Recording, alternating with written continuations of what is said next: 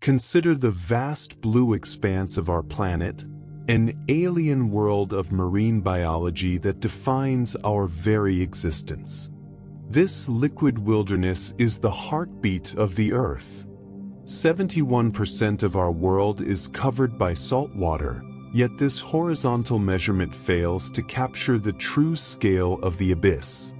When we calculate the total volume of habitable space on this planet, the ocean accounts for a staggering 99% of the living room available to biological organisms.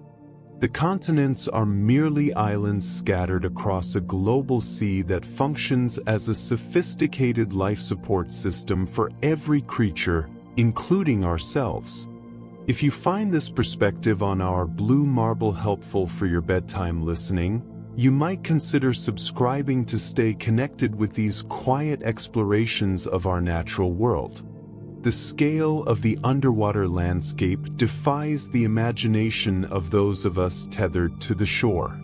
The average depth of the ocean is approximately 3,700 meters, which is over 12,000 feet of vertical liquid darkness. If you were to take Mount Everest and place it at the bottom of the Challenger Deep in the Mariana Trench, the peak would still be covered by more than 2,000 meters of water.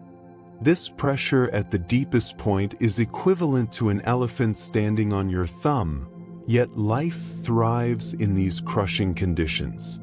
The Pacific Ocean alone is so massive that it contains more than half of the world's free water and could fit all of the Earth's landmasses within its borders with room to spare. Light penetrates only the uppermost layer of this volume, leaving the vast majority of the biosphere in a state of perpetual midnight. Sunlight typically disappears entirely by a depth of 1,000 meters, marking the start of the bathypelagic zone.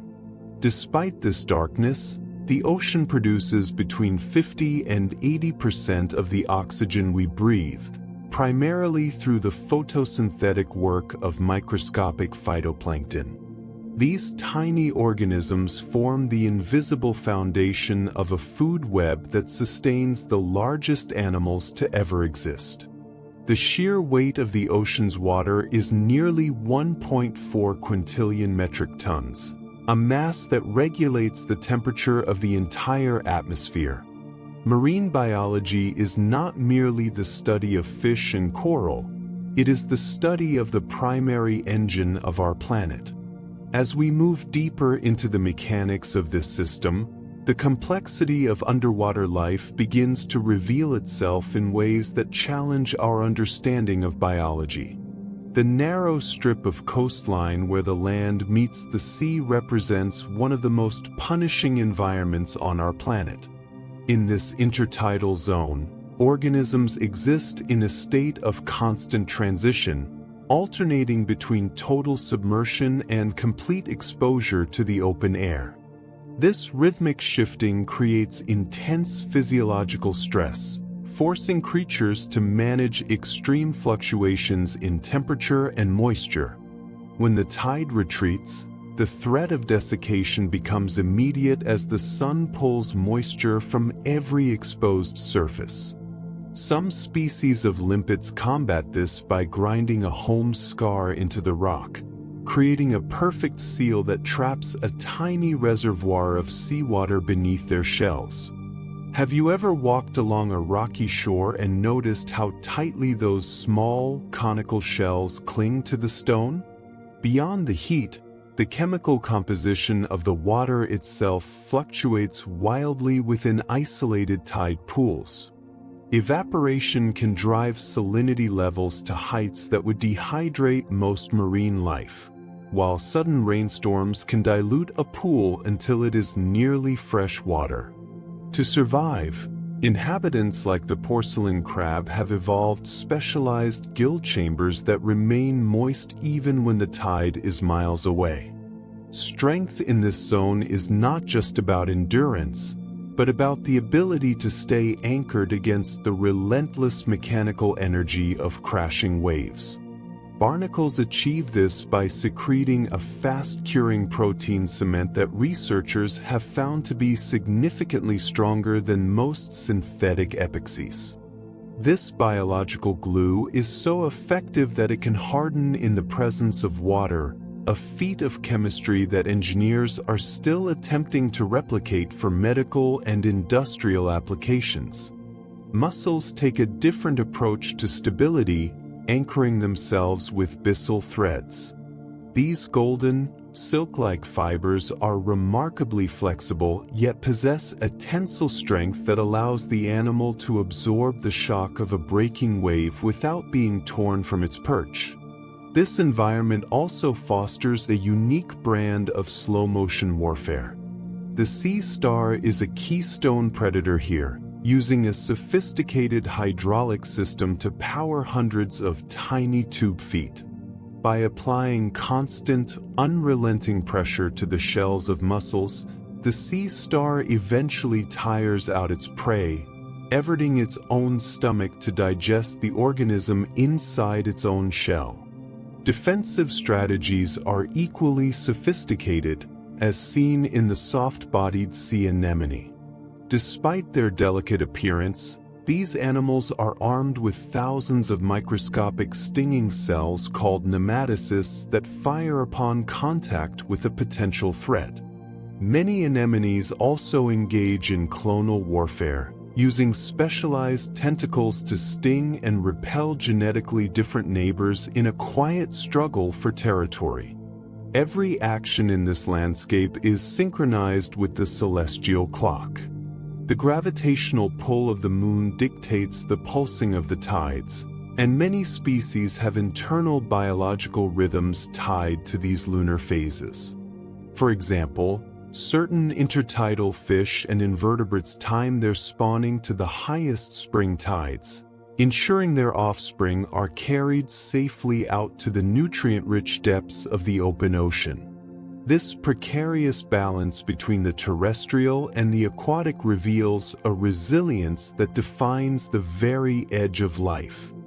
Within the shelter of the coastline, the tangled architecture of the mangrove forest provides a sanctuary where the salt of the sea meets the vitality of the land. These trees have mastered a feat of biological engineering by filtering out up to 90% of the salt from the surrounding seawater through specialized membranes in their roots. Some species, like the black mangrove, take this a step further by excreting excess salt through glands on their leaves, often leaving visible crystalline structures that shimmer in the daylight. This exclusion process allows them to thrive in environments that would dehydrate almost any other terrestrial plant. Beneath the surface, the complex lattice of prop roots acts as a vital nursery for the ocean's pelagic species. Juvenile snappers, groupers, and even barracudas seek refuge within these woody cages, protected from the larger predators of the open reef. It is a quiet, shadowed world where life finds the time it needs to grow strong before facing the vastness of the deep blue. Extending away from the mangroves, seagrass meadows roll out across the seafloor like underwater prairies, performing a silent but monumental service for the planet's climate. Recent data from 2024 and 2025 has solidified our understanding of blue carbon, revealing that seagrass can store carbon in the seabed up to 35 times faster than tropical rainforests do on land. While they cover less than 0.2% of the ocean floor, these meadows are responsible for roughly 10% of the total organic carbon buried in marine sediments annually. The efficiency of this sequestration is largely due to the anaerobic conditions of the sediment, which prevent the carbon from breaking down and escaping back into the atmosphere.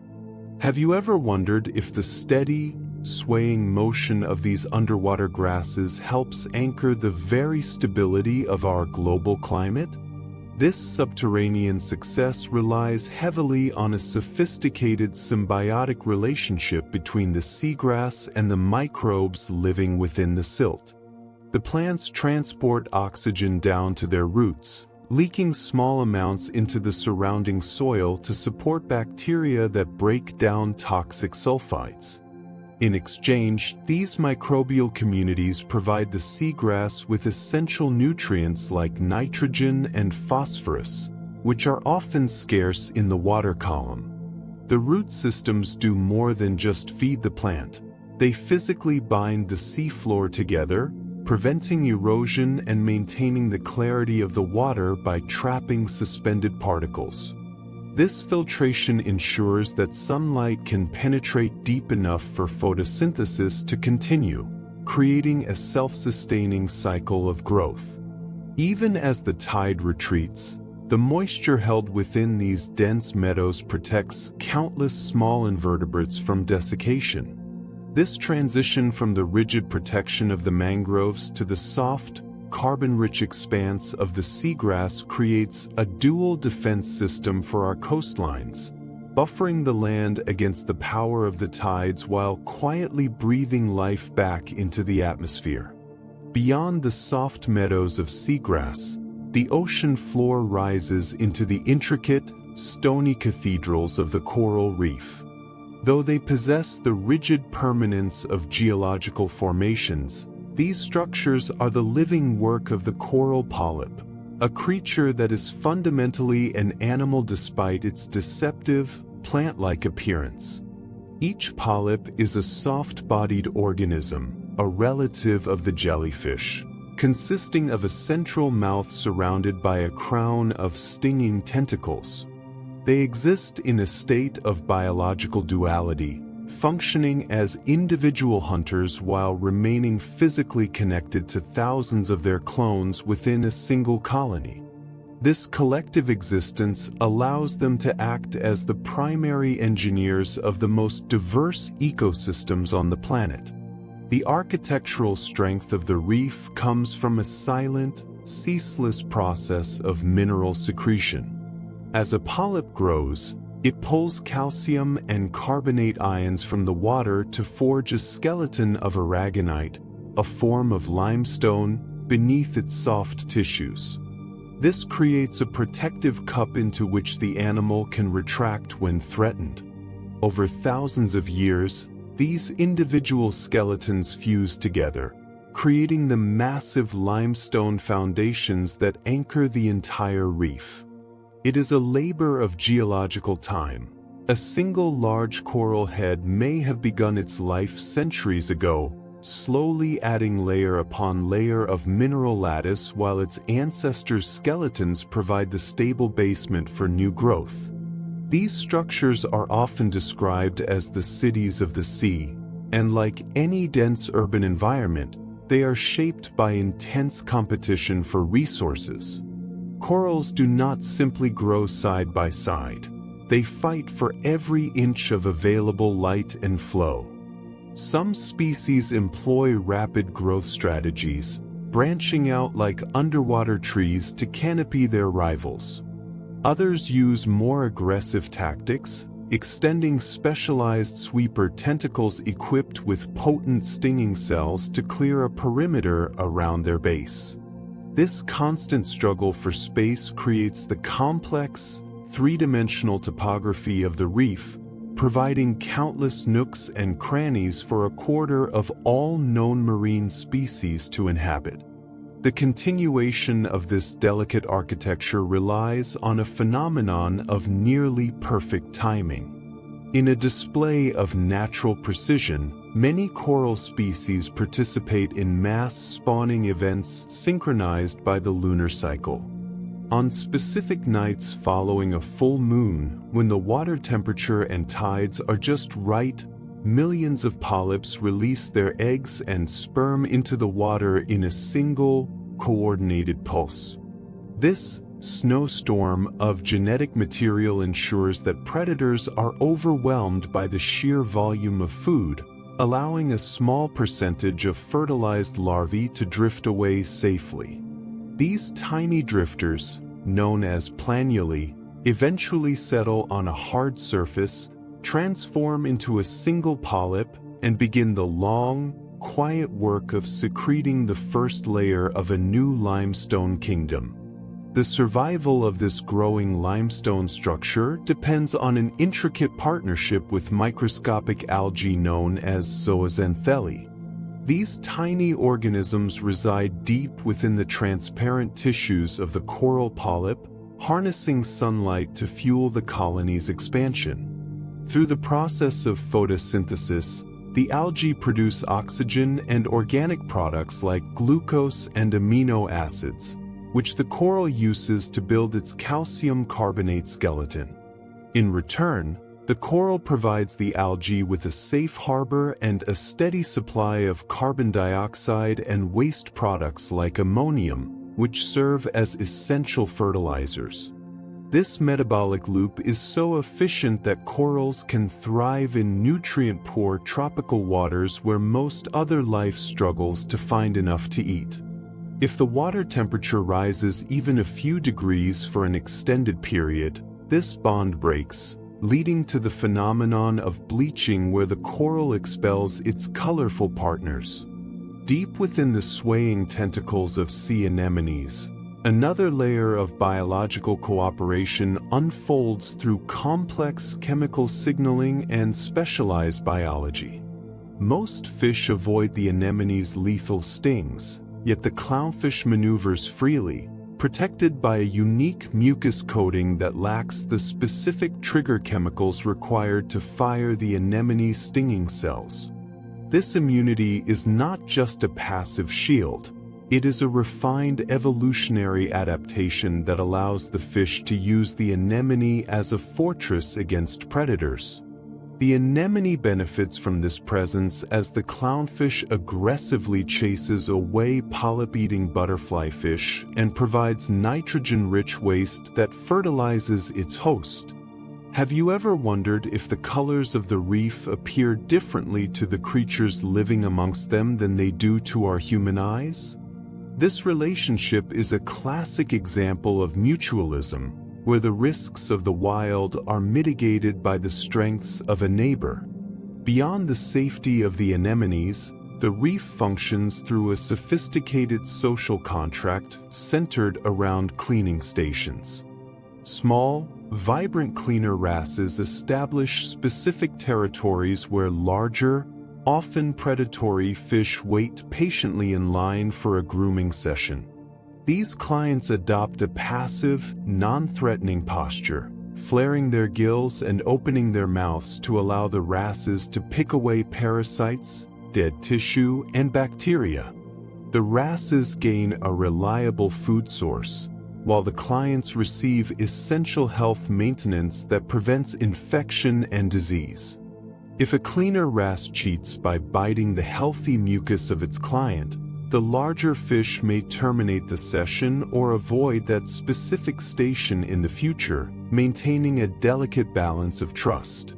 While some species focus on maintenance, others drive the physical transformation of the reef's geology through the process of bioerosion.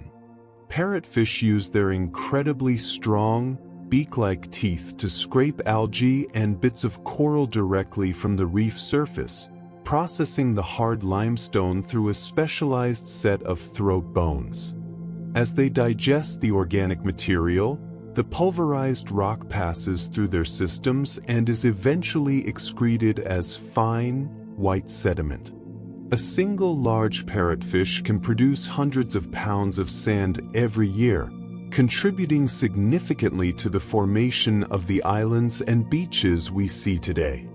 This continuous cycle of growth, cleaning, and erosion ensures that the reef remains a dynamic, living entity.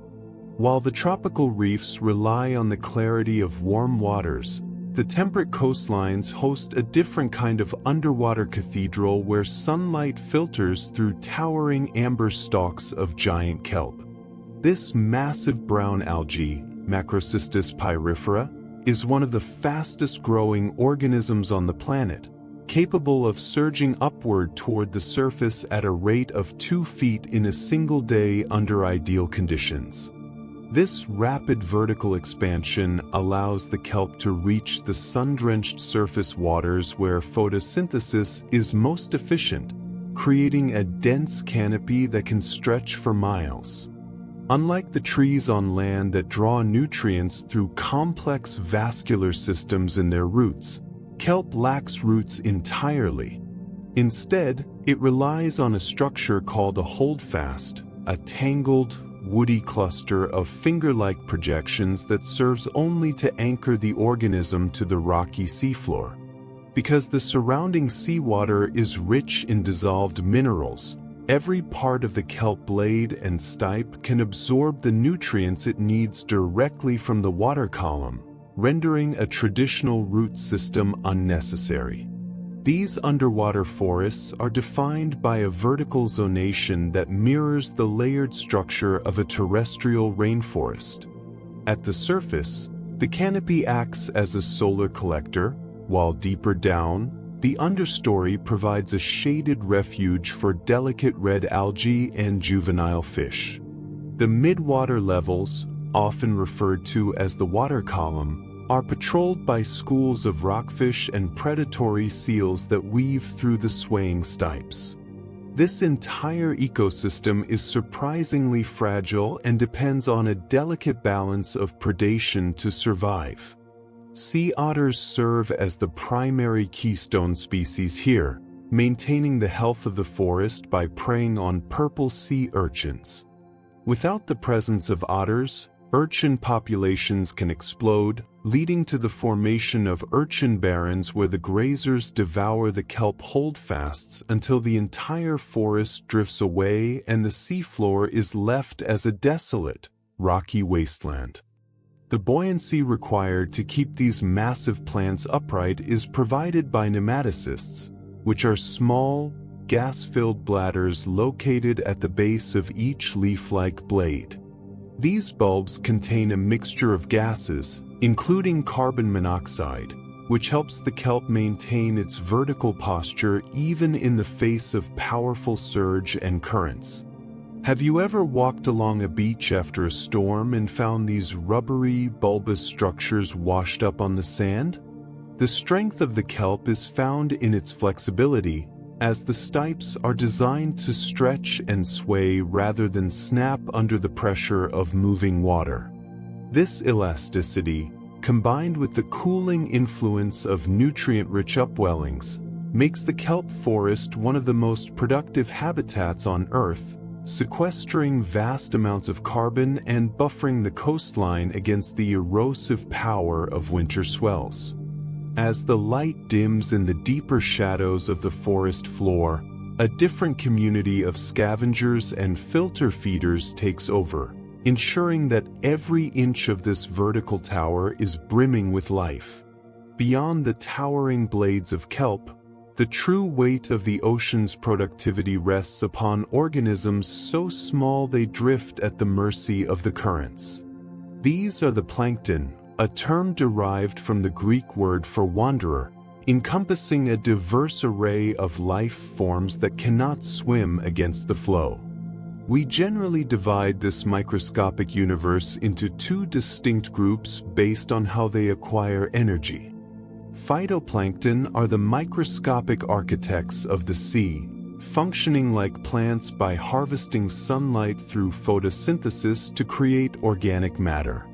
In contrast, zooplankton represent the animal component of this drifting world, ranging from tiny crustaceans like copepods to the translucent larvae of fish and crabs that will one day grow to dominate the reef.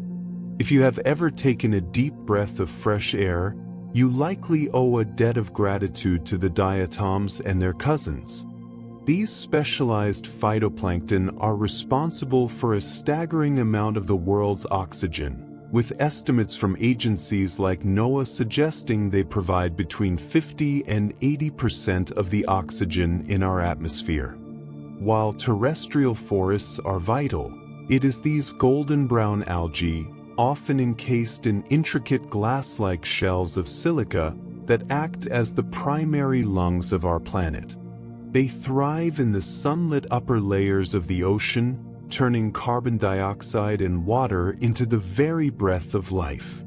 Without this invisible green engine, the chemical balance of our entire atmosphere would shift into an unrecognizable state. As the sun begins to set over the horizon, a massive biological event commences that remains the largest migration of biomass on Earth.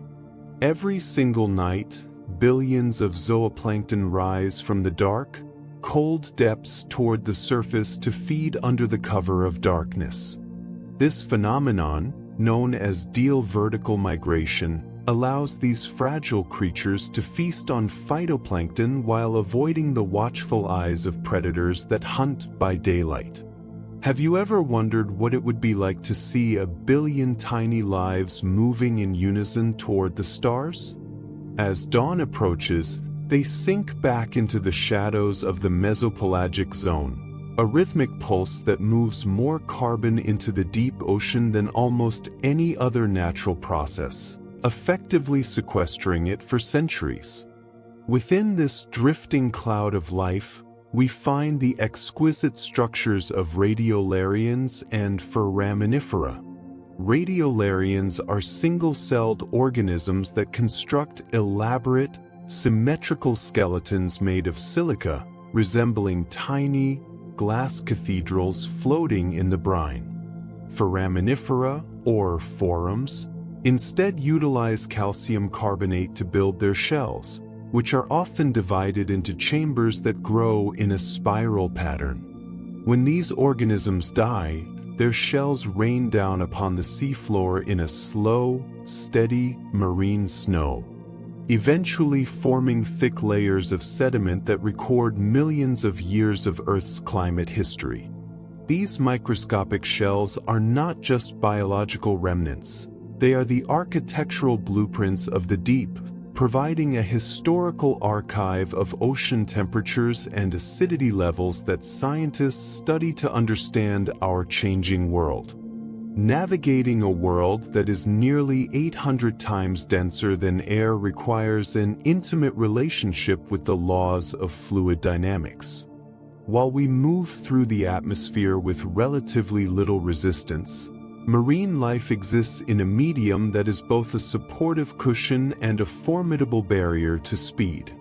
This density means that every motion requires significantly more energy than it would on land, forcing evolution to prioritize streamlining above almost all other physical traits. To overcome the viscous pull of the ocean, many species have developed specialized morphologies that allow them to slice through the water column with surgical precision. Consider the streamlined architecture of the tuna, an animal designed for perpetual motion and high-speed pursuit.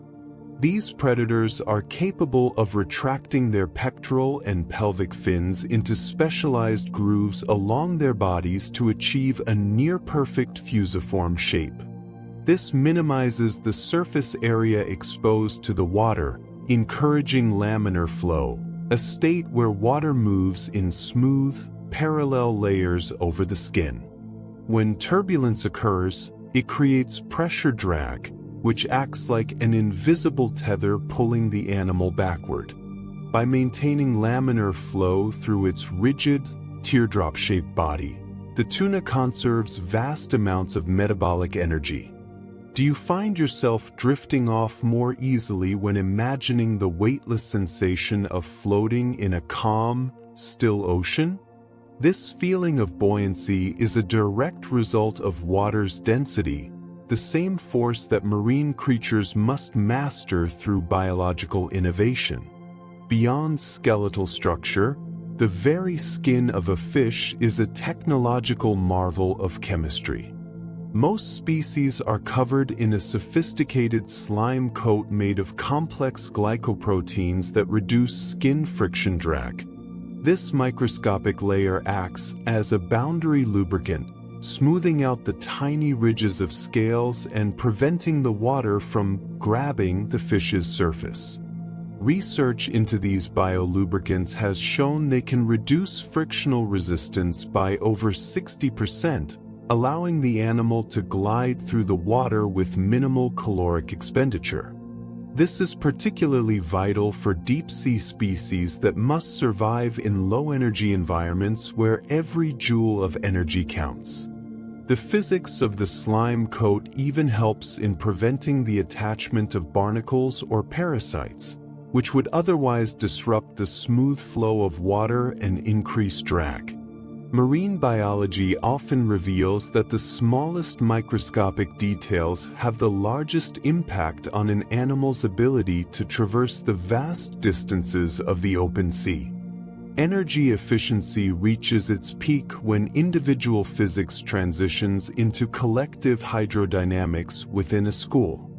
When fish swim in a synchronized formation, they are not merely following a leader, they are harvesting energy from the environment.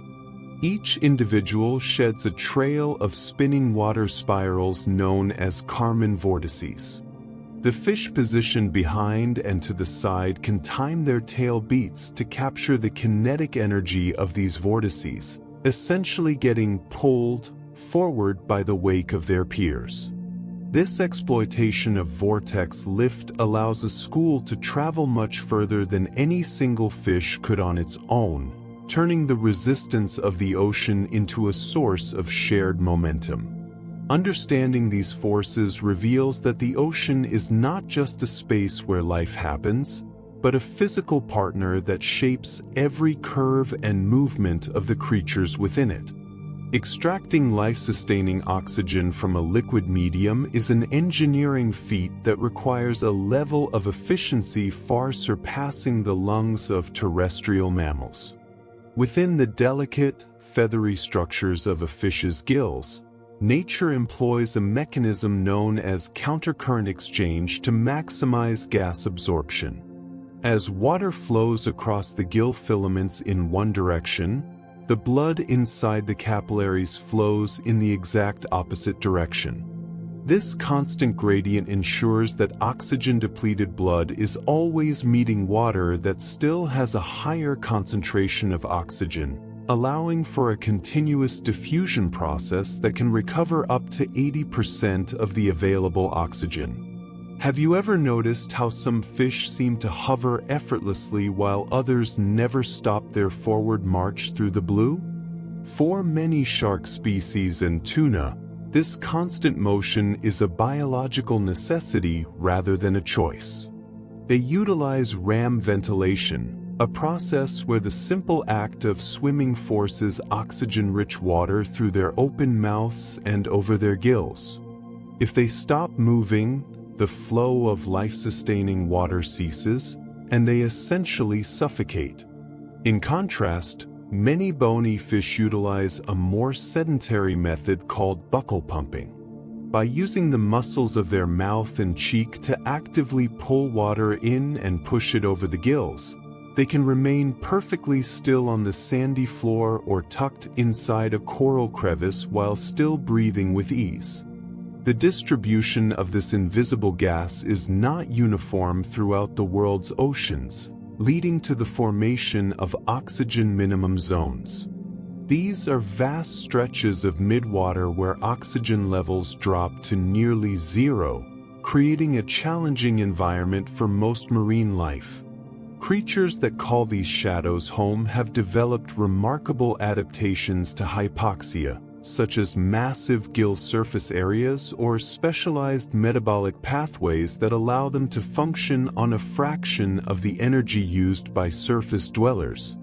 The very chemistry of the blood varies significantly across the branches of the tree of life.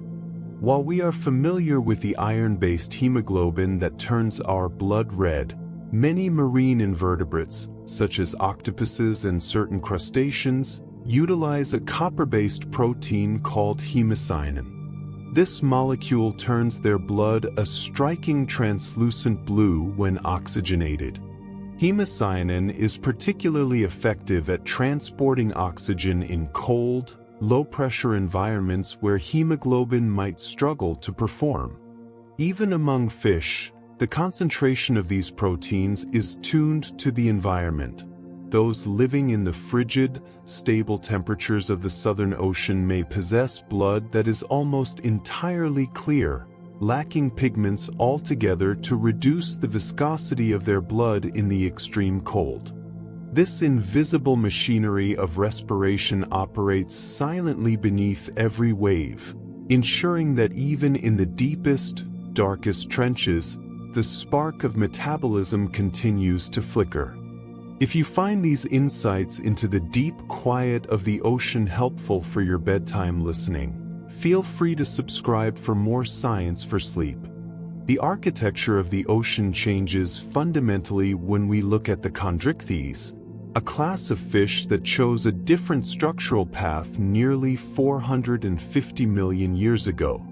While most vertebrates rely on calcified bone, sharks, rays, and skates utilize a framework composed entirely of cartilage.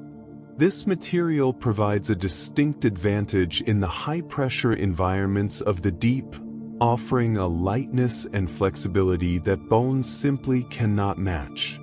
Because cartilage is significantly less dense than bone, these creatures possess a natural agility, allowing them to turn with a precision that seems almost liquid as they navigate the three-dimensional expanse of the sea. If you were to examine a shark's skin under a microscope, you would encounter a texture unlike any other in the animal kingdom, composed of millions of microscopic structures called dermal denticles. These are not scales in the traditional sense. They are essentially tiny, enamel-coated teeth embedded in the skin. The hydrodynamic properties of these denticles are so efficient that they create microturbulences, which actually reduce drag and noise as the shark moves through the water. It is this specific biological engineering that has inspired modern aeronautical designs and high-performance swimwear meant to slice through resistance with minimal energy expenditure. Have you ever found yourself wondering what it would be like to drift weightlessly through an endless blue void? To maintain this neutral buoyancy without the aid of a gas-filled swim bladder, sharks have evolved an enormous, oil-rich liver. This organ can account for up to 25% of their total body mass and is saturated with squalene, an organic compound that is lighter than seawater. By adjusting the concentration of these oils, a shark can hover at specific depths with minimal physical effort, a feat of biological ballast that bony fish must achieve through complex gas exchanges. The diversity of shark life extends deeply into their reproductive strategies, which are among the most varied and sophisticated in the vertebrate world. Some species are oviparous, laying tough, leathery egg cases often referred to as mermaid's purses, which anchor to the seafloor or kelp forests to protect the developing embryo. Others exhibit viviparity, where the young are nourished via a placental connection remarkably similar to that of mammals, ensuring they are born fully formed and ready to hunt. In some of the most striking cases, such as that of the sand tiger shark, the struggle for survival begins long before birth through a process known as intrauterine cannibalism. Within the mother's womb, the most developed embryo will consume its siblings, ensuring that only the strongest, most capable individual emerges into the open ocean. This harsh biological reality highlights the intense evolutionary pressures that have shaped these apex predators over hundreds of millions of years. As we observe the graceful glide of a manta ray or the silent patrol of a great white, we see the culmination of a lineage that has remained largely unchanged while entire continents shifted and disappeared beneath the waves. Hidden beneath the skin of these ancient hunters lies a sensory network so sophisticated it borders on the ethereal. The ampullae of Lorenzini appear as a series of tiny, dark pores concentrated around the snout, yet they function as biological voltmeters of unparalleled sensitivity. Each pore leads to a canal filled with a specialized, highly conductive glycoprotein jelly that links the external environment directly to the shark's nervous system. This jelly is one of the most conductive biological materials known to science, allowing a shark to detect electrical gradients as faint as 5 billionths of a volt per centimeter. Such precision means that even if a flatfish is buried deep beneath the silt, its rhythmic heartbeat and the subtle contraction of its respiratory muscles generate a bioelectric field that is clearly visible to the predator's mind. The lateral line system provides a different but equally vital perspective, acting as a form of distant touch that operates through pressure waves. This system consists of a long, fluid-filled tube running the length of the body, punctuated by sensory structures called neuromasts. Inside these neuromasts, delicate hair cells bend in response to the slightest displacement of water, translating physical vibrations into neural impulses. This allows a fish to sense the size, speed, and direction of a neighbor or a threat long before any visual contact is made. It is this specific mechanism that enables massive schools of herring to pivot and swirl in perfect synchronicity, moving as a single liquid intelligence. Have you ever wondered if the steady rhythmic hum of the ocean feels like a constant song to those equipped with such sensitive biological instruments? Chemical communication in a liquid medium requires a different architecture than the olfactory systems found in land-dwelling creatures. In the ocean, smells do not drift as ephemeral vapors but travel as dissolved molecules within moving ribbons of water known as odor plumes.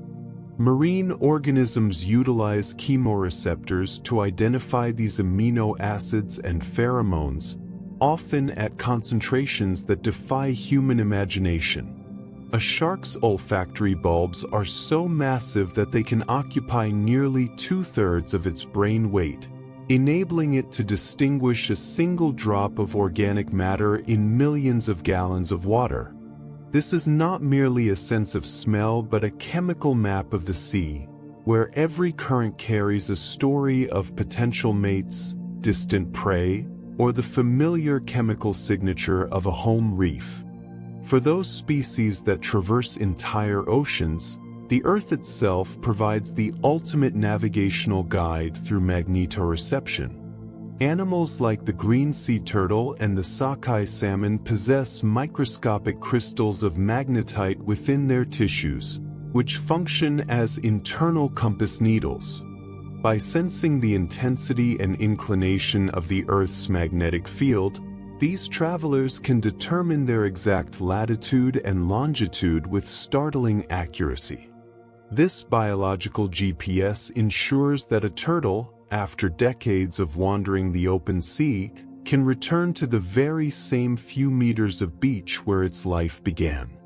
These invisible threads of magnetism, electricity, and vibration weave a world of information that remains entirely silent to us, yet defines the every move of the life forms dwelling within the deep. The journey from the shoreline to the abyss represents one of the most profound transformations in the history of life on Earth. Before they were the titans of the deep, the ancestors of modern whales were small, four-legged mammals known as Pakicetus. Walking along the edges of ancient rivers nearly 50 million years ago, these creatures possessed the distinct ear bone structure that identifies them as the earliest members of the cetacean lineage. Over millions of generations, selective pressures favored adaptations for a fully aquatic existence, leading to the migration of nostrils to the top of the head and the transformation of forelimbs into hydrodynamic flippers. Vestigial pelvic bones still tucked deep within the blubber of modern whales serve as a quiet anatomical record of this terrestrial past, reminding us that the giants of the sea once walked upon the earth. When you imagine the sounds of the ocean, do you recall the crashing of waves on a shore, or perhaps the rhythmic, underwater clicking of a creature you have never seen? This auditory world is the primary sensory landscape for the orca, a species defined by its intense social cohesion and matrilineal heritage. Within an orca pod, the eldest female holds the collective knowledge of the group, guiding her descendants to specific hunting grounds and teaching them unique survival strategies that are often specific to that family unit. These pods do not just share DNA, they share culture. Different groups develop specific vocal traditions and dietary preferences that are passed down through the generations, creating distinct communities of orcas that may share the same coastal waters but rarely interact due to these cultural barriers. The sophistication of this communication reaches a staggering level in the sperm whale, the largest of the toothed whales. These animals navigate the darkness of the deep ocean using a series of rhythmic clicks known as codas, which serve as both a high-precision sonar and a complex social language. Research published in 2024 by international teams specializing in marine acoustics has revealed that these codas possess a combinatorial structure strikingly similar to human alphabets. By varying the tempo, rhythm, and subtle ornamentation of their clicks, sperm whales appear to create a vast library of distinct signals. Scientists are now mapping these patterns to understand how individual whales identify themselves and share information across hundreds of miles of open water. These are not merely instinctual calls. They are regional dialects that identify a whale's specific clan. This capacity for complex linguistics is supported by a brain architecture that is, in many ways, more intricate than our own. Cetaceans possess a high density of spindle neurons, also called von Economo neurons, which were once thought to be unique to humans and great apes. These specialized cells are concentrated in areas of the brain associated with emotional processing, social bonding, and the perception of social nuances. Their presence suggests that whales and dolphins experience profound levels of empathy and a capacity for grief that mirrors the human experience. Beyond these neurons, the cetacean brain features an extra lobe of tissue called the paralimbic lobe, which is involved in processing emotions and sensory data simultaneously. This suggests a level of social and emotional intelligence that may allow them to perceive the feelings of their pod members as clearly as they perceive their physical surroundings. When a member of a pod is lost, the survivors often exhibit mourning behaviors that can last for days or weeks, demonstrating a deep psychological connection that transcends basic survival instincts. This emotional depth is further evidenced by the way orcas and dolphins have been observed assisting injured individuals or even members of other species, pointing to a cross-species altruism that challenges our understanding of animal behavior. The ocean is not merely a habitat but a complex web of sentient beings connected by ancient histories and sophisticated, silent languages. Sound moves through the ocean with a precision that makes the air above seem empty and inefficient. Because water is roughly 800 times denser than air, it functions as a high-speed conductor for kinetic energy, allowing pressure waves to travel at approximately 1,500 meters per second. This is nearly 4.4 times faster than sound moves through the atmosphere, creating a world where every vibration carries a wealth of data across vast distances. In this medium, Sight is a luxury limited by the reach of sunlight, but sound is an all-encompassing map that never goes dark. The sperm whale possesses what is perhaps the most sophisticated acoustic instrument in the animal kingdom, known as the spermaceti organ. This massive structure, filled with hundreds of liters of high-quality oil, acts as a biological sound lens to focus and amplify clicks. By pushing air through its nasal passages, the whale generates pulses that can reach 230 decibels, a volume so intense it could theoretically vibrate a human body to the point of structural failure. These clicks serve as a long-range searchlight, allowing the whale to pinpoint a single giant squid in the absolute blackness of the deep trenches. While the sperm whale uses power, the dolphin utilizes incredible resolution to visualize its surroundings. When a dolphin emits high-frequency clicks, the returning echoes provide a three-dimensional representation of texture, shape, and even internal density. They do not just see the outline of a fish, they see through it, perceiving the swim bladder, the skeleton, and the density of the flesh. This ability is so refined that dolphins can distinguish between different types of metal or identify a hollow object from a solid one without physical contact. Do you find yourself more focused on the details of your surroundings when the lights are low? Deep within the water column, the physics of temperature and pressure converge to create a phenomenon known as the SOFAR channel, or the sound fixing and ranging channel. In this specific layer, typically found at depths of around 1,000 meters, sound speed is at its minimum, which causes sound waves to refract and stay trapped within the layer rather than dissipating toward the surface or the floor.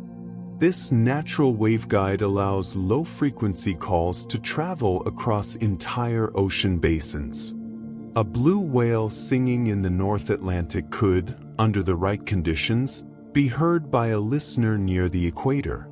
This acoustic highway was a critical discovery for oceanography, proving that the deep sea is a resonant chamber of constant communication. It highlights the reality that for marine life, the ocean is not a collection of silent voids but a dense, vibrating library of information. Every click, moan, and whistle is a data point in a complex system of navigation and social bonding that has functioned for millions of years. This reliance on sound makes the underwater world uniquely sensitive to the mechanics of physics, where a single pulse can reveal the secrets of the hidden deep. Venturing away from the vibrant activity of the continental shelf, we enter the vast blue desert of the open ocean. This oligotrophic environment contains very few nutrients, forcing life to adapt to a landscape defined by scarcity rather than abundance. Most of the water here is crystal clear because it lacks the plankton that usually clouds the coastal seas, leaving the inhabitants with nowhere to hide. To survive this exposure, many pelagic species utilize countershading, a biological camouflage where their dorsal side is dark to blend with the deep water below, while their belly is light to mimic the sunlit surface. This simple contrast in pigment acts as an invisible cloak against predators patrolling from different depths. Within this liquid wilderness lies the Sargasso Sea, a unique body of water defined not by land, but by four encircling currents known as the North Atlantic Gyre. It is the only sea on Earth without a coastline, acting as a massive, swirling sanctuary for specialized life.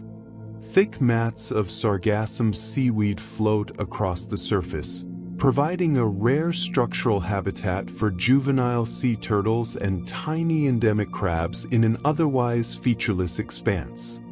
These golden brown algae have air-filled bladders that keep them buoyant, creating a floating ecosystem that drifts at the whim of the wind. Have you ever looked out at a vast horizon and felt the strange, quiet pull of the unknown? Navigating these immense distances requires a biological resilience that borders on the miraculous.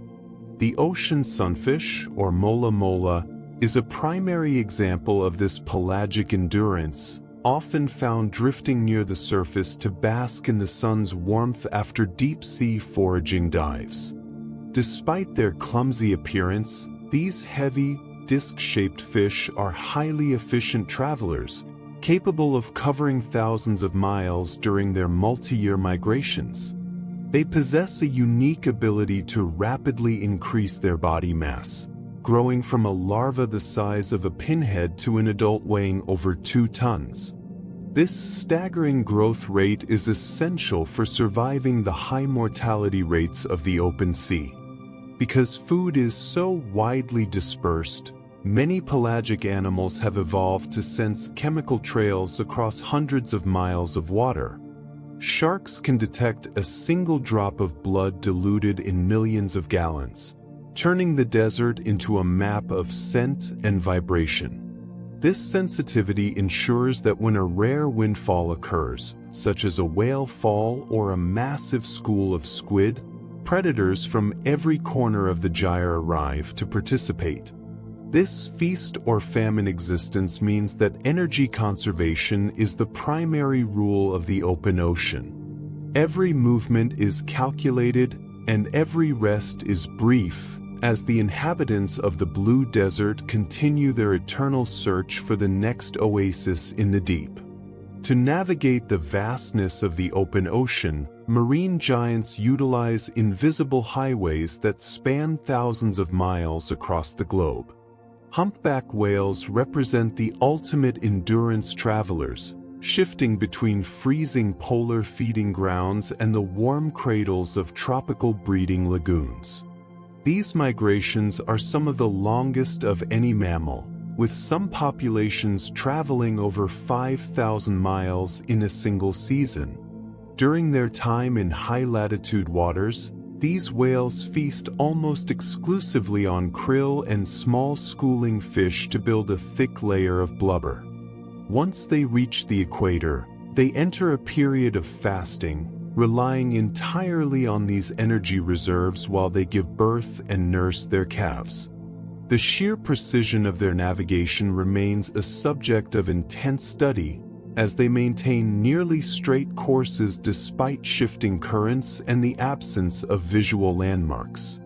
Deep in the heart of the Pacific Ocean lies a remote patch of blue known to researchers as the White Shark Cafe. Adult great white sharks from the coast of California and Mexico converge on this specific, seemingly empty stretch of water every winter. Satellite tracking data from the Monterey Bay Aquarium shows they spend months here, frequently diving to depths of nearly 1,500 feet for reasons that are still being debated. Some scientists suggest it is a mid-ocean mating ground, while others believe they are hunting specialized deep-sea squid or fish. What attracts you more? The mystery of the deep abyss or the sunlit beauty of the coral reefs? Beneath the surface of the Atlantic, a different sort of pilgrimage unfolds as American and European eels begin their journey toward the Sargasso Sea. This region, defined by swirling currents and thick mats of floating seaweed, serves as the singular spawning ground for these catadromous fish. Eels leave their freshwater rivers and transform their physical bodies, developing larger eyes and silver skin to survive the high-pressure trek across the ocean floor. Once they spawn in the Sargasso, the adults perish, leaving the tiny, leaf-shaped larvae to drift on the Gulf Stream back toward their ancestral rivers. It is a biological cycle that has persisted for millions of years, yet no human has ever witnessed the actual spawning of an eel in the wild. High above the waves, the Arctic tern performs the most extensive migration of any animal on Earth. By traveling from the Arctic Circle to the Antarctic ice and back again, These birds experience 2 summers every year. Over their 30-year lifespan, a single tern may fly a total distance equivalent to 3 round trips to the moon. They do not merely fly over the water, they rely on the ocean's surface for survival, dipping down to snatch small fish and crustaceans during their transit. This aerial highway connects the 2 poles of our planet through a narrow corridor of wind and water. These massive movements of life remind us that the ocean is not a collection of isolated basins, but a single, fluid system where every current serves as a vital artery for the world's most resilient travelers. Beyond the sunlit surfaces where currents dictate the pace of life, the water begins to swallow the visible spectrum, ushering us into the mesopelagic. This layer, frequently referred to as the Twilight Zone, spans from a depth of 200 meters down to approximately 1,000 meters. Here, the warmth of the sun becomes a distant memory, and the physical pressure of the water begins its steady, unrelenting climb. The vibrant blue-green hues that define the upper ocean eventually surrender to a permanent, dim dusk where photosynthesis is no longer possible. It is a realm where the laws of survival are dictated by the extreme scarcity of photons and the crushing weight of the water column. In this perpetual gloom, the inhabitants have evolved visual systems tuned to the specific physics of deep-water light penetration. Water molecules and dissolved particles filter out the reds, oranges, and yellows of the sun, leaving only a faint, monochromatic blue that can reach these depths. To capture these stray particles of light, many creatures possess eyes that are disproportionately large compared to their bodies. These biological sensors are often packed with high densities of rod cells, maximizing sensitivity at the expense of color detail. This allows them to detect the silhouettes of predators or prey moving against the faint downwelling light from far above. Have you ever found yourself staring into a dark room, waiting for your eyes to adjust to the shapes in the shadows? Consider the barrel-eye fish, a creature that embodies the extreme specialization required to thrive in this specific band of the ocean. Its tubular eyes are housed inside a transparent, fluid-filled shield on its head, protecting the delicate structures while allowing an unobstructed view of the water column. For decades, researchers believed these eyes were fixed looking upward, but we now know through observations by the Monterey Bay Aquarium Research Institute that they can rotate to face forward when the fish maneuvers to feed. This upward-looking orientation serves a singular purpose: spotting the faint shadows of organisms drifting overhead against the dim surface glow. It is a masterclass in anatomical efficiency, ensuring that no potential meal goes unnoticed in the dim expanse. Since there are no rocks or vegetation to hide behind in the open water, many species have turned to the medium itself for protection. Transparency is the ultimate camouflage in the Twilight Zone, where being invisible is safer than any armor. Crustaceans, jellyfish, and even some cephalopods have evolved bodies that are nearly glass-like, allowing what little light remains to pass directly through them.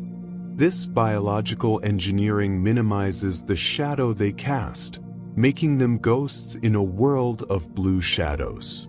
By matching the refractive index of their tissues to the surrounding saltwater, they effectively vanish from the sight of those hunting from below. This delicate balance of seeing and not being seen creates a high-stakes game of hide-and-seek that persists through every cubic meter of the midwater.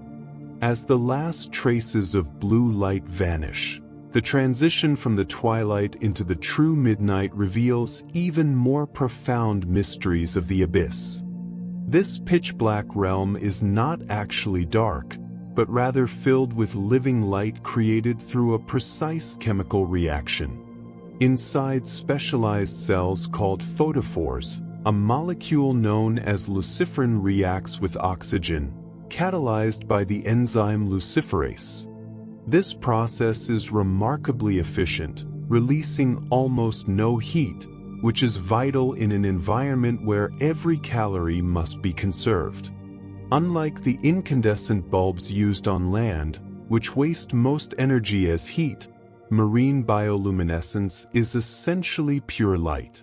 Some organisms produce their own chemicals, while others, like certain species of squid and fish, house bioluminescent bacteria in specialized organs to do the work for them. Many creatures in the mesopelagic zone use this light to become functionally invisible. They possess rows of photophores on their bellies that mimic the faint, downwelling light from the surface. This technique, known as counterillumination, erases their silhouettes so that predators looking upward cannot distinguish the fish from the distant sky. Hatchetfish are masters of this, adjusting the intensity of their glow to match the shifting brightness of the ocean above as clouds pass or the sun sets. This ensures they remain a perfect match for the environment, effectively hiding in plain sight. Do you find more comfort in the total, velvet darkness of a quiet room, or do you prefer the soft, distant glimmer of starlight when you are trying to rest? Beyond camouflage, bioluminescence serves as a sophisticated defense mechanism often called the burglar alarm hypothesis. When a small organism is attacked by a predator, it may emit a brilliant, sudden flash of light. This isn't necessarily intended to scare the attacker away, but rather to reveal the attacker's position to even larger predators in the vicinity. By illuminating their harasser, the smaller creature hopes to turn the tables, inciting a bigger threat to intervene. Some jellyfish even shed glowing particles, leaving a sticky glitter on their attacker that makes them a glowing target for minutes afterward. In contrast to defense, some species use light as a lure to draw in unsuspecting prey through aggressive mimicry. The female anglerfish is perhaps the most famous example, sporting a modified dorsal fin spine called an elysium. At the end of this stalk sits the esca, a fleshy bulb filled with millions of bioluminescent bacteria. These bacteria exist in a symbiotic relationship with the fish, receiving nutrients and protection in exchange for providing the light that mimics a small, flickering meal. To a hungry scavenger in the deep, that tiny spark is an irresistible beacon that leads directly into a mouth of needle-like teeth. While most marine light is blue or green because those wavelengths travel furthest in water, some rare predators use red light to their advantage. The dragonfish produces a deep red beam from photophores beneath its eyes, a color that almost no other deep-sea creature can detect. This allows the dragonfish to illuminate its prey like a sniper using infrared goggles, seeing everything while remaining completely invisible to its target. This specialized evolution highlights the extreme arms race occurring in the depths, where light is used as both a tool for survival and a weapon of the hunt. Even the very movement of the water can trigger these displays. Dinoflagellates, which are microscopic plankton, will glow when the water around them is agitated by a passing boat or a swimming dolphin. This creates the ethereal glowing wakes often seen in tropical waters at night. Each flash is a microscopic chemical event, a tiny burst of energy that contributes to a larger tapestry of light that defines the ecology of the open ocean. As we move deeper, the frequency of these flashes changes, reflecting the different strategies needed to survive in the absolute pressure of the lower bathypelagic zones. Within these midwater reaches lies a phenomenon that once baffled the early pioneers of underwater acoustics. During the mid-20th century, naval sonar operators frequently reported a solid seabed where charts suggested the ocean was miles deep. This phantom seafloor appeared to rise toward the surface as the sun set and sink back into the darkness as dawn approached. Researchers eventually realized they were not seeing a geological feature, but rather a living, breathing wall of biological life known today as the deep scattering layer.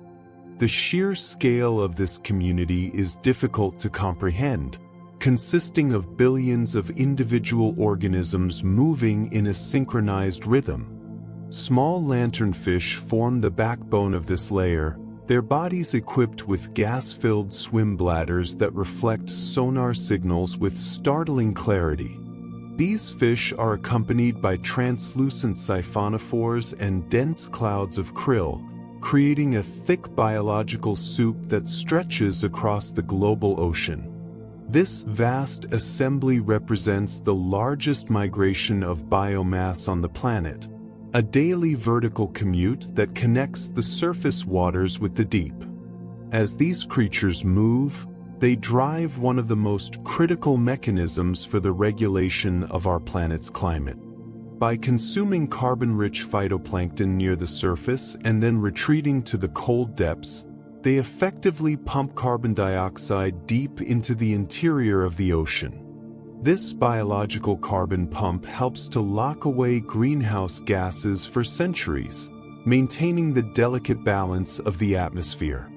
Without the constant movement of these tiny animals, the ocean's ability to moderate global temperatures would be significantly diminished. Have you ever imagined what it might be like to exist in a world that only becomes safe when the sun disappears? The deep scattering layer is not merely a refuge, it is a high-stakes hunting ground for the ocean's most specialized predators. During the daylight hours, when the layer is huddled in the dim twilight zone, large animals like big-eye tuna and blue sharks make calculated dives into the cold. Beaked whales and elephant seals are known to track the density of this layer, utilizing their sonar-like echolocation to pick out individual targets within the mass.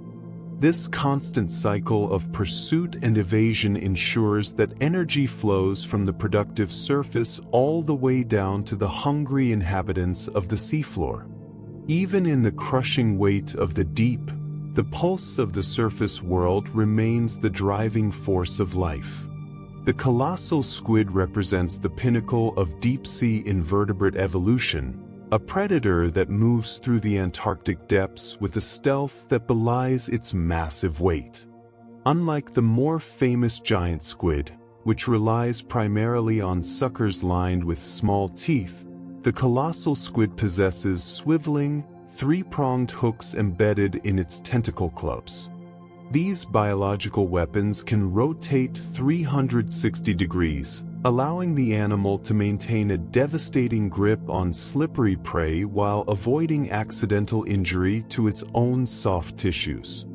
Researchers studying specimens retrieved from the stomachs of sperm whales have noted that their chitinous beaks are significantly larger and more robust than those of any other known cephalopod. This beak is powerful enough to slice through the thick muscle of Patagonian toothfish, a primary food source in the frigid Southern Ocean. Have you ever imagined what it would feel like to encounter a creature whose limbs stretched farther than the length of the longest whale? The lion's mane jellyfish often reaches these staggering proportions in the cold waters of the North Atlantic and Arctic Oceans. While its bell can reach diameters of 8 feet, it is the trailing mass of hair-like tentacles that defines its incredible scale. These stinging filaments have been measured at lengths exceeding 120 feet, making them longer than the average blue whale. Each of these thousands of strands is packed with nematocysts, specialized cells that fire microscopic harpoons of venom at the slightest touch. Despite this formidable weaponry, the jellyfish functions without a centralized brain, navigating the currents through a decentralized nervous system known as a nerve net. This network allows the organism to process sensory information from all directions simultaneously, responding to light, chemicals, and gravity.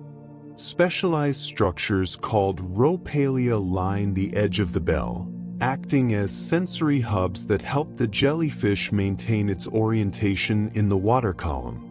This lack of a central command center allows the animal to remain remarkably resilient, as no single injury to the nervous system can disable the entire organism.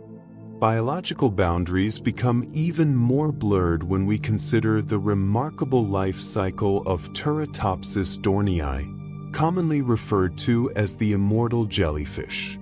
This small hydrozoan has mastered a cellular process known as transdifferentiation, which allows it to transform its existing cells into entirely different types.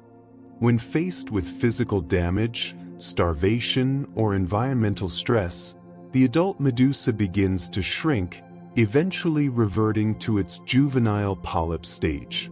This reset effectively restarts the animal's biological clock, bypassing the traditional inevitability of death from old age. This ability to cycle between maturity and infancy has made it a primary subject of study in aging research as recently as 2024 and 2025. It serves as a living reminder that the ocean operates on biological rules that often defy our terrestrial expectations. Within these gelatinous and muscular bodies lies a complexity that mirrors the vastness of the water they inhabit. Even without bones, these giants command the currents with a precision that has been refined over hundreds of millions of years. The surface of a cephalopod is essentially a living, high-definition screen that operates with a speed and complexity unmatched in the animal kingdom. This biological display is powered by thousands of specialized organs known as chromatophores, which are nestled just beneath the epidermis. Each chromatophore is a tiny elastic sac filled with pigment, surrounded by a radial array of muscle fibers controlled directly by the nervous system. When these muscles contract, they pull the sac wide to expose a burst of color. When they relax, the pigment shrinks into an invisible. Because this process is neural rather than hormonal, an octopus can change its entire appearance in less than a second, a feat that makes the color shifts of a chameleon look sluggish by comparison. Beneath these pigment sacs lies a second layer of sophistication called iridophores. These cells do not rely on pigments but on structural coloration, utilizing thin film interference to reflect light in shimmering blues, greens, and silvers. They create the iridescent sheen that allows a squid to mirror the flickering sunlight filtering down through the waves. Deepest of all are the leucophores, which act as a high-fidelity white canvas. These cells scatter all wavelengths of light equally, effectively reflecting the ambient color of the surrounding environment. This three-layered system allows the animal to replicate not just the hue, but the luminosity and depth of its backdrop. Visual deception is only half of the strategy for a creature that must disappear against a complex reef. An octopus can physically alter the topography of its skin using structures called papillae. These are intricate bundles of muscle that can be squeezed to create bumps, ridges, or long filaments that mimic the rough texture of coral, the jagged edges of rock, or the soft clumps of algae. By matching the physical relief of its surroundings, the animal eliminates the shadows that would otherwise give away its silhouette. Have you ever felt the quiet satisfaction of finding a place where you truly belonged, even for a moment? This physical transformation is so complete that even a predator swimming inches away might fail to register the cephalopod as a living entity, seeing instead a mere extension of the seafloor. The intelligence driving these disguises is equally profound and represents a radical departure from the vertebrate model of cognition. Cephalopods possess a decentralized nervous system where 2/3 of their neurons are located not in the brain, but in the arms.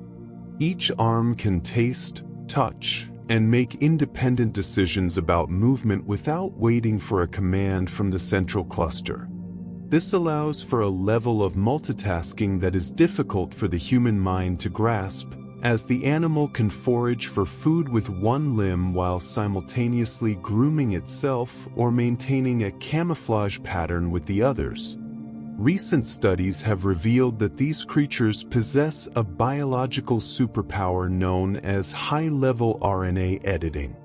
While most organisms rely on slow, permanent changes to their DNA to adapt over generations, octopuses and squids can edit their genetic instructions on the fly. They can modify the proteins produced in their nervous systems to ensure they function optimally in varying temperatures, from the near-freezing depths of the abyss to the warmth of a sun-drenched lagoon. This massive recoding of the transcriptome is particularly prevalent in the brain, suggesting that their high cognitive functions are maintained through this flexible and immediate genetic architecture. This mental flexibility manifests in remarkable problem-solving behaviors and the use of tools. The coconut octopus, for instance, has been observed collecting discarded coconut shells, cleaning them, and carrying them across the ocean floor to be used as a portable shelter. In laboratory settings, they have demonstrated the ability to open child-proof jars, navigate complex mazes, and even recognize individual human researchers based on their past interactions.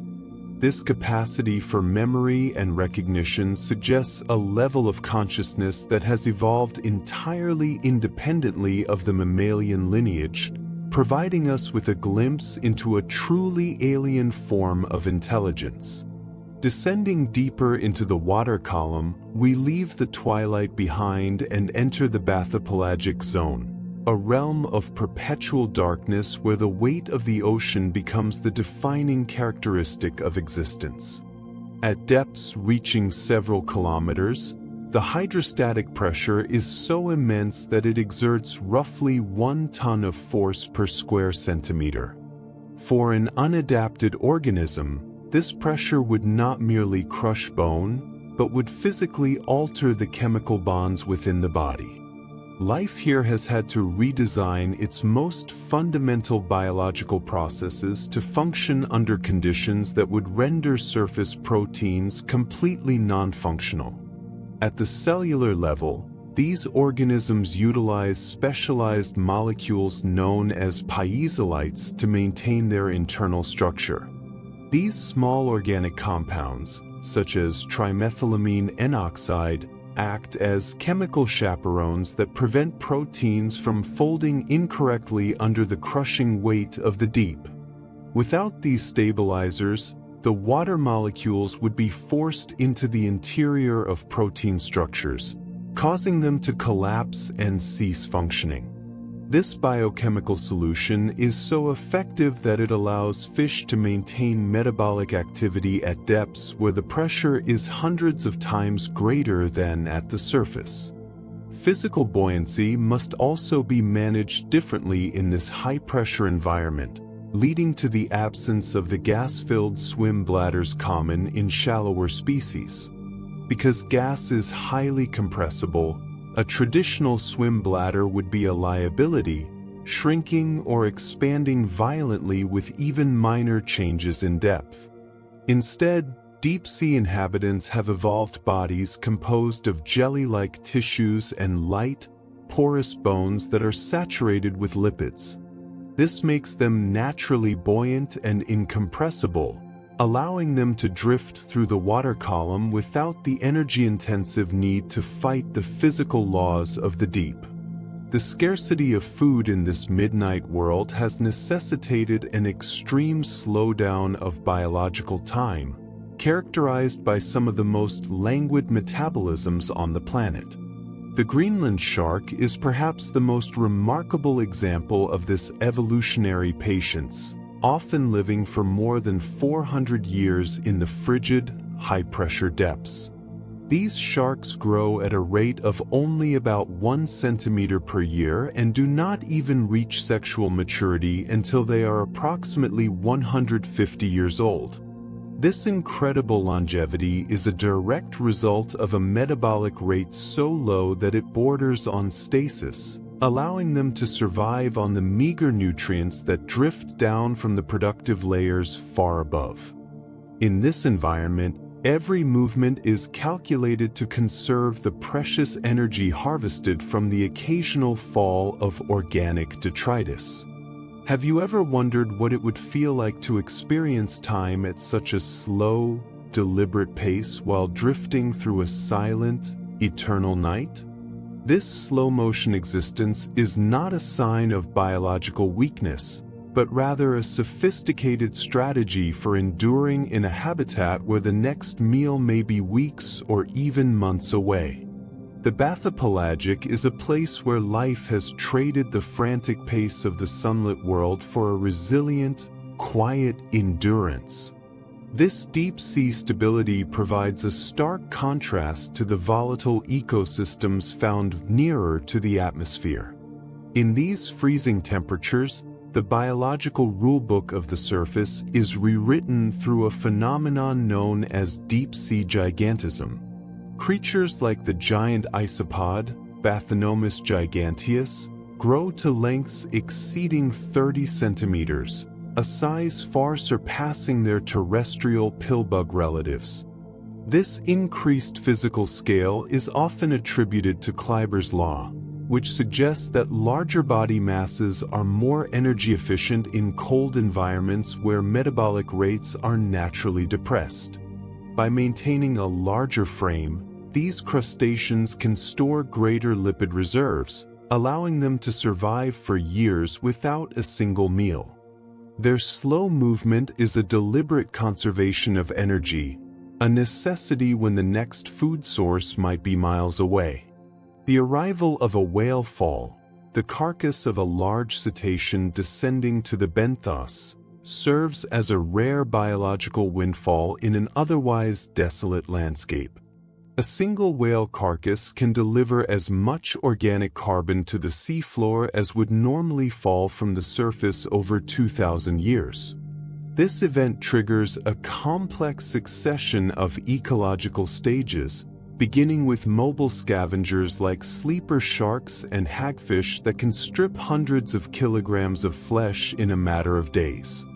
Have you ever wondered what it would feel like to witness such a massive, silent event occurring miles beneath the waves? These scavengers are highly sensitive to chemical signals, often detecting the scent of decay from kilometers away through the dark water. Once the soft tissue is gone, the ecosystem shifts toward specialists like the Ostax genus, commonly known as zombie worms.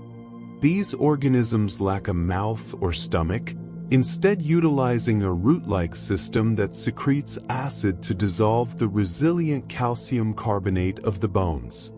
Symbiotic bacteria living within the worms then metabolize the collagen and proteins trapped inside the skeletal structure. This process of bone decay can sustain a localized community for decades, ensuring that no nutrient, however small, is wasted in the deep. Even the final sulfophilic stage of the carcass supports life, as anaerobic bacteria break down lipids in the bone to produce hydrogen sulfide for chemosynthetic organisms. Metabolic adaptations in the deep are not merely about size, but about the profound ability to enter states of biological stasis. Many deep-sea fish possess extremely low concentrations of proteins and high water content, reducing the energy required just to maintain their cellular integrity. This physiological slow-motion existence is a direct response to the unpredictability of carbon rain from the photic zone. Scientists have documented deep-sea creatures surviving for over 5 years in a laboratory setting without feeding, demonstrating a level of caloric efficiency that is virtually impossible for warm-blooded organisms. They exist in a perpetual state of waiting, where the line between life and dormancy becomes blurred. The extreme cold of the deep ocean, often hovering just above freezing, requires specialized enzymes that remain flexible enough to catalyze reactions at low temperatures. While surface-dwelling organisms would suffer from cellular rigidity and metabolic failure, deep-sea life utilizes cold-adapted proteins that function with high catalytic efficiency despite the lack of thermal energy. This molecular resilience ensures that even in the perpetual dark, the fundamental chemistry of life continues to tick forward with quiet, unwavering precision. Every reaction is optimized to ensure that the spark of life is never extinguished by the crushing weight of the environment. This reliance on internal chemical stability paved the way for a discovery that redefined the boundaries of the biosphere. Until the deep submergence vehicle Alvin reached the Galapagos Rift in 1977, the scientific consensus held that all life on Earth was ultimately tethered to the Sun. The finding of thriving, complex ecosystems miles beneath the surface, far beyond the reach of any photon, shattered that long-standing assumption and introduced us to the concept of chemosynthesis. In these abyssal depths, the seafloor is scarred by hydrothermal vents, which act as volcanic plumbing systems for the planet. Black smokers are perhaps the most dramatic of these features, characterized by towering chimneys that eject superheated, mineral-rich fluid into the frigid darkness. This fluid can reach temperatures upwards of 400 degrees Celsius, yet it remains liquid because the crushing weight of the ocean prevents it from boiling. As this dark plume hits the near-freezing seawater, dissolved minerals like iron and sulfide precipitate out, creating the appearance of thick, billowing smoke and building the chimney structures higher over time. White smokers offer a slightly different chemical profile and typically operate at lower temperatures. These vents are often rich in barium, calcium, and silicon, which produce lighter-colored plumes and different mineral deposits. In the Atlantic, the Lost City hydrothermal field features massive carbonate towers that are distinct from the basaltic vents found elsewhere. These alkaline vents are driven by a process called serpentinization, a chemical reaction between seawater and upper mantle rocks that releases heat and hydrogen, creating a highly specific environment for life to take hold. The biological centerpiece of many vent communities is the giant tube worm, known scientifically as Riftia pachyptila. These creatures are truly alien in their physiology, possessing no mouth, no stomach, and no traditional digestive system. They rely entirely on a symbiotic relationship with billions of bacteria housed within an internal organ called the trophosome. Do you ever wonder if our own biological requirements for survival are far more narrow than the possibilities life has explored elsewhere? The tube worms use their bright red plumes to exchange gases, absorbing oxygen and hydrogen sulfide from the surrounding water and delivering them to their internal bacterial colonies. The bacteria then perform chemosynthesis, oxidizing the toxic hydrogen sulfide to generate the energy needed to fix carbon dioxide into organic molecules.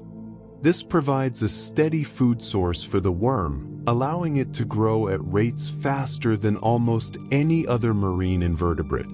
This localized abundance of energy supports a high density of specialized species, including vent crabs, blind shrimp, and hardy gastropods.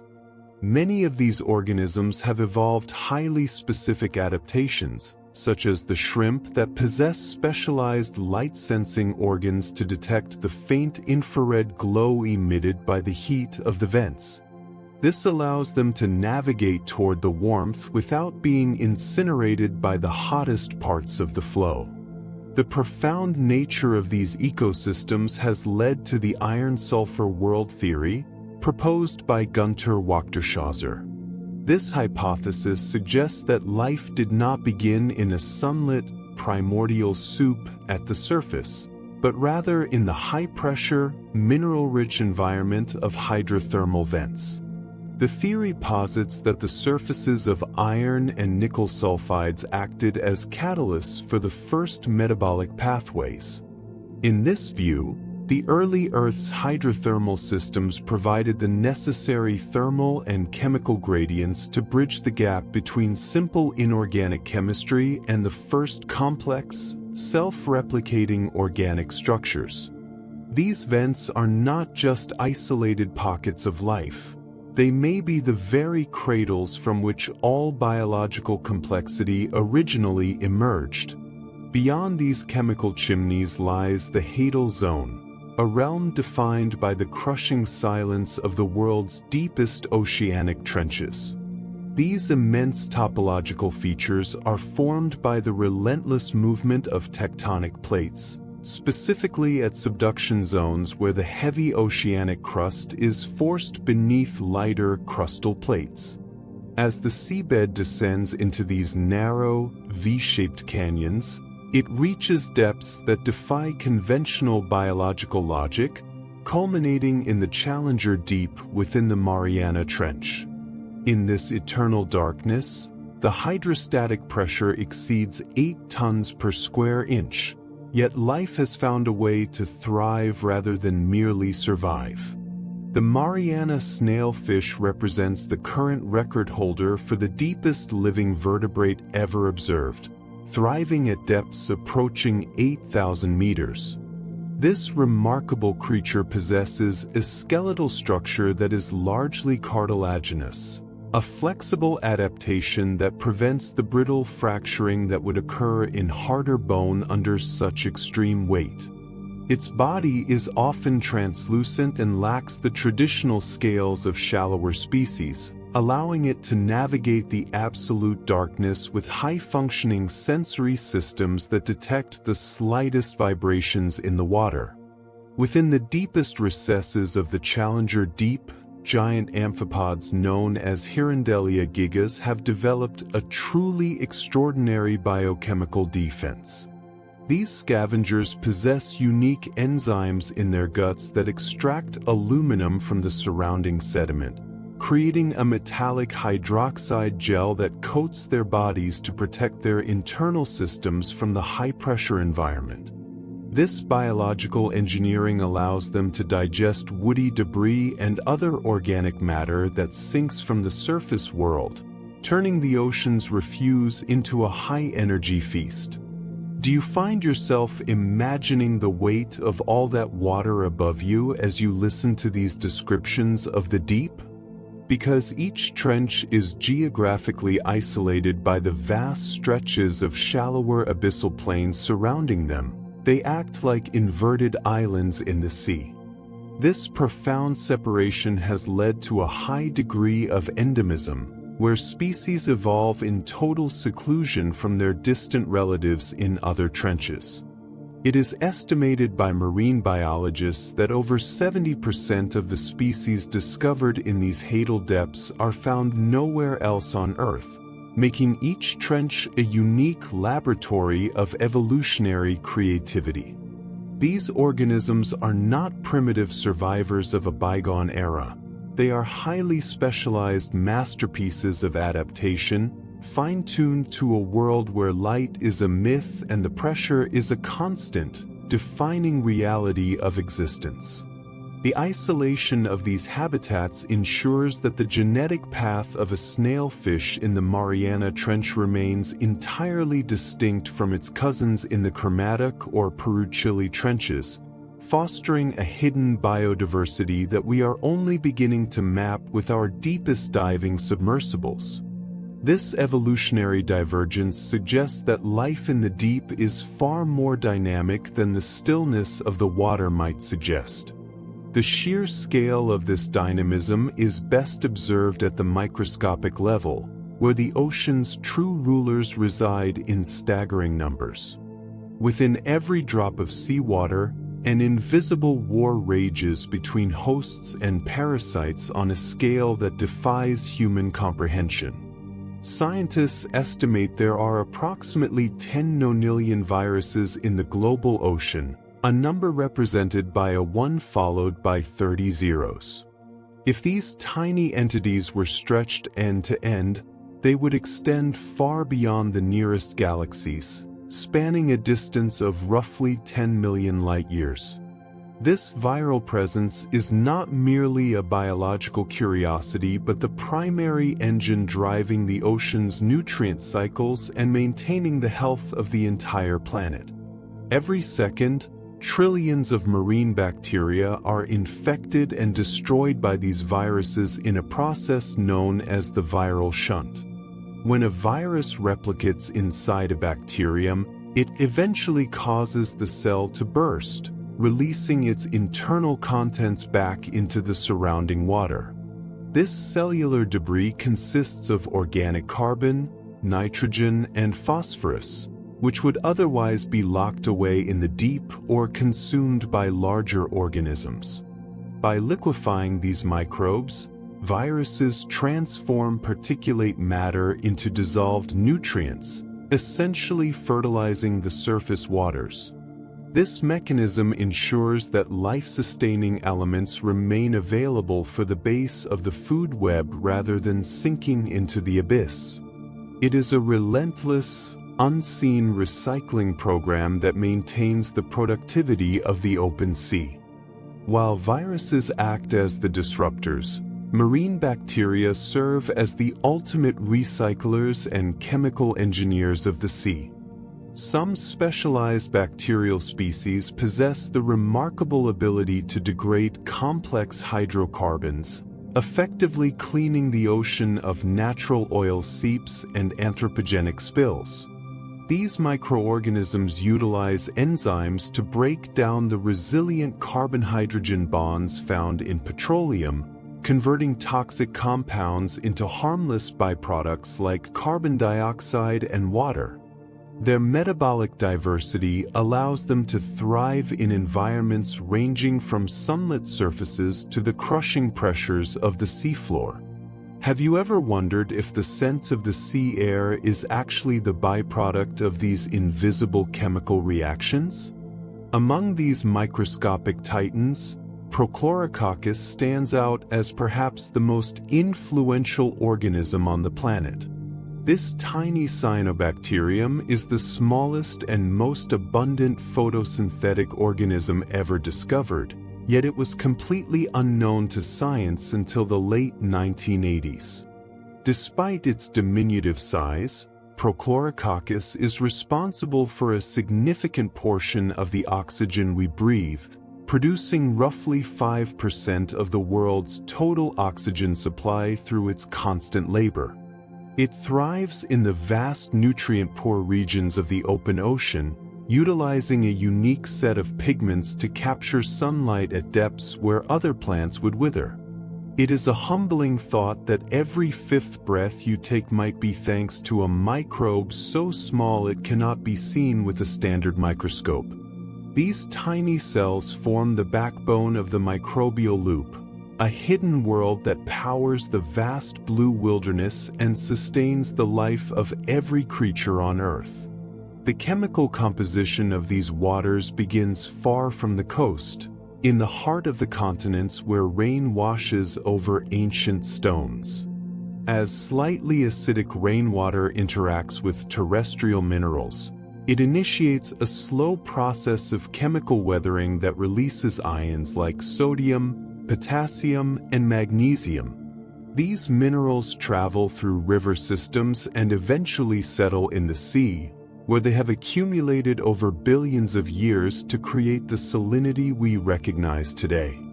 While we often think of the ocean as a static body of water, it is actually a singular, interconnected engine driven by variations in density. This phenomenon, known as thermohaline circulation, acts as a global conveyor belt that moves heat and nutrients across the entire planet. In the freezing reaches of the North Atlantic, water becomes exceptionally cold and salty, increasing its density until it sinks into the dark abyss. This sinking action pulls warmer surface water from the tropics northward, effectively regulating the climate of regions like Western Europe and preventing extreme temperature swings. Have you ever wondered how different the world's weather would be if these currents suddenly slowed their pace? Deep beneath the surface, this conveyor belt moves with a patient, deliberate speed, often taking over a millennium to complete a single circuit around the globe.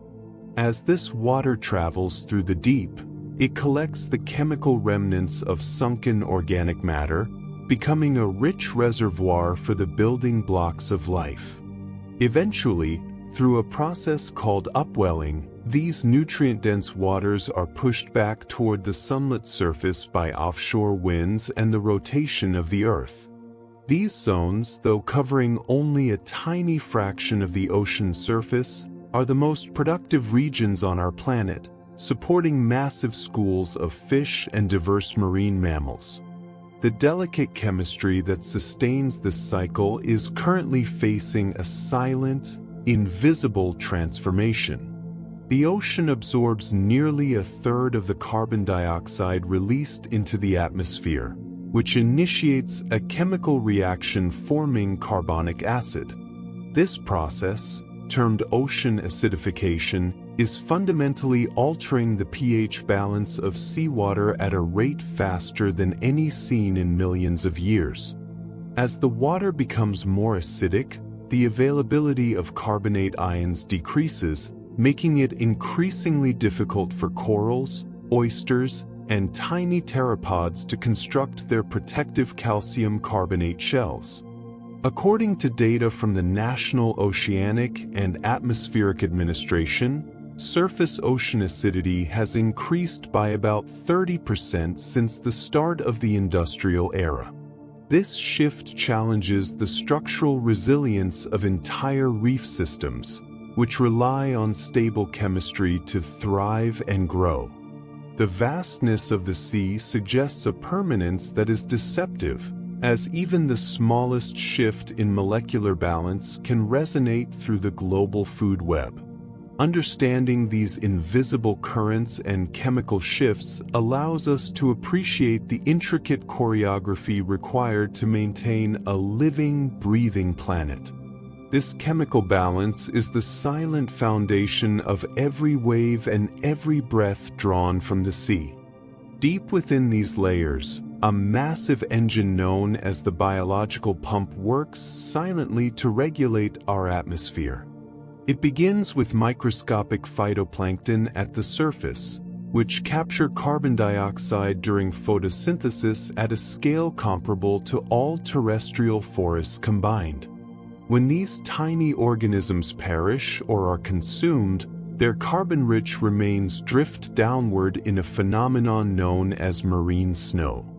This steady drizzle of organic material transports billions of tons of carbon into the deep ocean every year, effectively sequestering it away from the atmosphere for centuries or even millennia. The efficiency of this process depends heavily on the speed at which particles sink, as faster transit reduces the chance of bacteria recycling the carbon back into the surface waters. Zooplankton contribute to this downward movement by packaging digested material into dense fecal pellets that sink much more rapidly than individual cells. While much of this carbon is consumed by deep-sea scavengers, a significant fraction eventually settles into the seafloor sediment. Over geologic timescales, these deposits become the precursors to fossil fuel reservoirs or sedimentary rock formations. Parallel to this organic cycle is the carbonate pump, driven by creatures that build shells and skeletons from calcium carbonate. Organisms like coccolithophores, which are single-celled algae covered in tiny calcium plates, play a dual role in climate regulation. Do you find that you sleep more soundly when the air around you is slightly cooler? Interestingly, the chemical reaction required to form these shells actually releases a small amount of carbon dioxide back into the surrounding water initially. However, when these organisms die, their heavy shells act as ballast, dragging organic matter down into the abyss and locking carbon into the crust of the earth as limestone. Beyond the movement of matter, the ocean serves as the primary thermal regulator for the entire planet. Since the mid-20th century, the world's oceans have absorbed more than 90% of the excess heat energy trapped in the climate system. This massive storage capacity is due to the high specific heat of water, which allows the ocean to absorb immense amounts of energy with only a minimal increase in temperature. If the atmosphere had to absorb this heat instead, surface temperatures would be dozens of degrees higher than they are today. This absorbed heat is not distributed evenly, as ocean currents act as a global conveyor belt moving energy from the equator toward the poles. The interaction between this stored heat and the atmosphere is most visible during events like the El Niño Southern Oscillation. In an El Niño year, the trade winds that typically blow from east to west weaken, allowing a vast pool of warm water to migrate toward the coast of South America. This shift alters the position of the jet stream, causing droughts in some regions and devastating floods in others, demonstrating the ocean's absolute control over global weather patterns. During these cycles, the lack of nutrient-rich upwelling can cause local marine populations to crash, reminding us of the delicate balance between ocean physics and the life it supports. These cycles of heat and carbon ensure that the Earth remains within the narrow temperature range required for life to flourish across the continents. The Southern Ocean operates as a massive biological engine, fueled by the relentless upwelling of nutrient-rich deep waters that trigger enormous phytoplankton blooms. These microscopic plants form the foundation of a food web that supports everything from tiny krill to the largest whales on the planet. Deep within these freezing currents, some species have evolved extraordinary biological workarounds to survive temperatures that would solidify the blood of most other vertebrates. Antarctic fish, specifically those in the suborder Nodotheniidae, produce specialized antifreeze glycoproteins that circulate in their blood and various body fluids. These proteins function by binding to tiny ice crystals the moment they form, preventing them from growing larger and damaging the fish's internal tissues. Sea ice itself is far from a solid, lifeless barrier. It is permeated by a complex network of brine channels. As seawater freezes, salt is squeezed out into tiny pockets and veins of highly concentrated liquid brine that remains liquid even far below the freezing point of fresh water. These microscopic corridors serve as a winter sanctuary for specialized algae and bacteria that remain active throughout the long polar night. This trapped life waits for the spring thaw, which eventually releases them back into the water column to kickstart the seasonal bloom. Have you ever found yourself mesmerized by the way light filters through a block of ice, wondering about the hidden worlds contained within its structure? The unique chemistry of these frigid waters also facilitates a phenomenon known as polar gigantism. Because cold water holds significantly higher concentrations of dissolved oxygen than warmer equatorial waters, certain invertebrates are able to grow to sizes that seem nearly impossible in other climates. Antarctic sea spiders, or pycnogonids, can reach leg spans of over 30 centimeters, a stark contrast to their tiny relatives found in temperate seas. These spiders are so large that they no longer require a traditional respiratory system, instead absorbing oxygen directly through their porous exoskeletons. Similarly, the glass sponges found on the Antarctic seafloor can reach massive proportions, with some specimens estimated to be several thousand years old. These ancient structures grow with agonizing slowness in the stable, cold environment, acting as silent witnesses to centuries of oceanic history.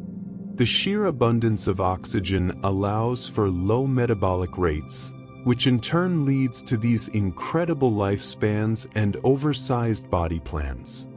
Even the chemistry of the water column contributes to this isolation, as the Antarctic circumpolar current creates a powerful physical barrier that keeps many warmer water species out.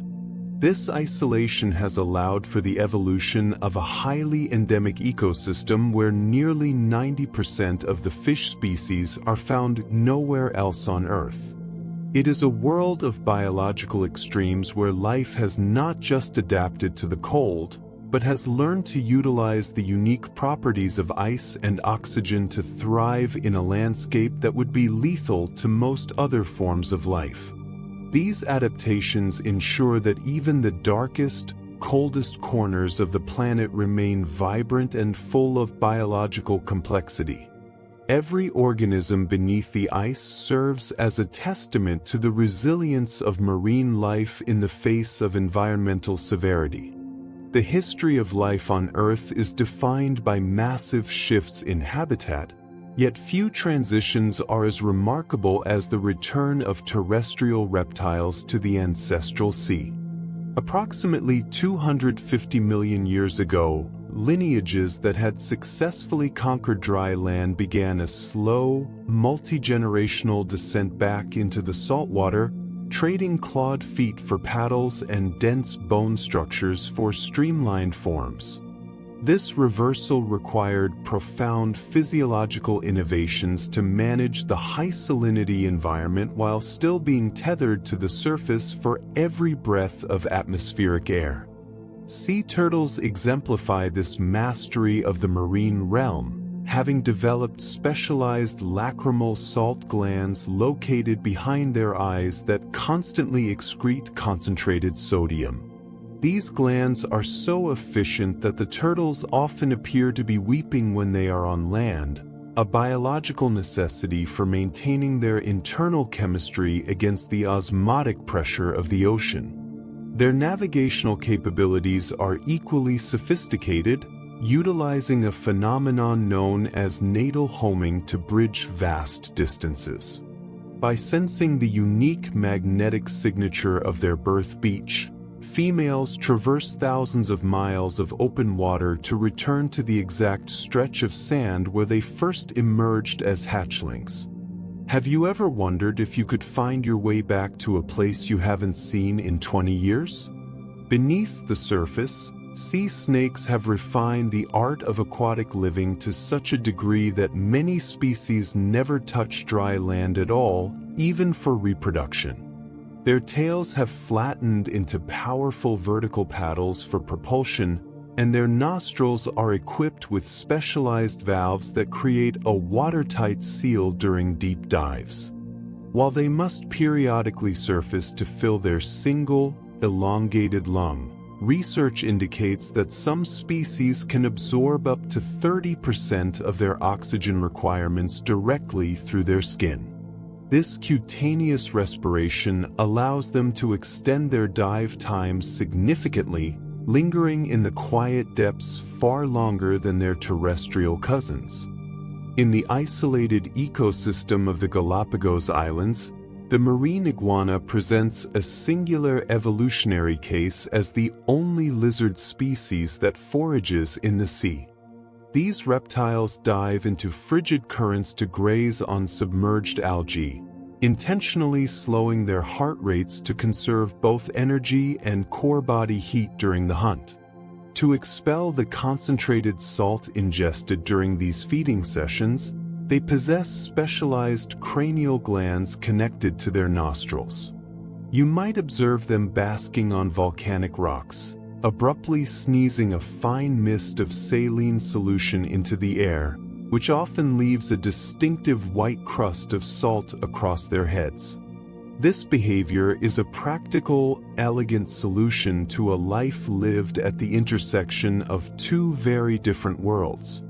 The wandering albatross represents the ultimate master of the ocean surface interface, possessing a wingspan that can exceed 11 feet.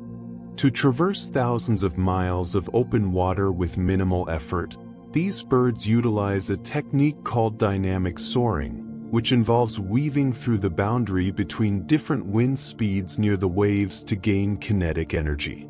A unique anatomical feature known as the shoulder lock, a specialized sheet of tendon, allows them to fix their extended wings in place without any muscular exertion. This evolutionary marvel means an albatross can travel across entire oceans while maintaining a heart rate nearly as low as its resting pulse. Some individuals remain at sea for years before returning to land to breed, effectively treating the atmospheric currents as their permanent home. While the albatross masters the air above the waves, penguins have adapted to fly through a medium 800 times denser than air. Unlike the majority of bird species that possess hollow, pneumatic bones to minimize weight, penguins have evolved heavy, solid bones that act as internal ballast. This increased density provides the necessary weight to overcome buoyancy, allowing them to dive hundreds of feet deep with remarkable efficiency. Their wings have transformed into stiff, flattened flippers that generate thrust on both the upstroke and the downstroke, a propulsion method that mirrors the physics of aerial flight but is recalibrated for the crushing pressures of the deep. Finding sustenance in the seemingly featureless expanse of the open ocean requires more than just keen eyesight. It demands an extraordinary sense of smell. Tube noses, a group including petrels and shearwaters, are equipped with enlarged olfactory bulbs and distinctive external nostrils that allow them to track chemical gradients across the horizon. They are specifically tuned to dimethyl sulfide, a compound released by phytoplankton when they are consumed by krill. Have you ever stood on a shoreline and felt the cool, rhythmic pressure of the ocean wind against your face, wondering where that air has traveled? For a foraging petrel, that wind is a data-rich stream, carrying the scent of microscopic interactions from miles away. By following these invisible chemical trails, they locate nutrient-rich upwellings where the subsurface world rises to meet the air, ensuring their survival in a wilderness defined by its vastness. While those modern currents sustain the life of the present, the deep history of our oceans reveals a far more alien landscape.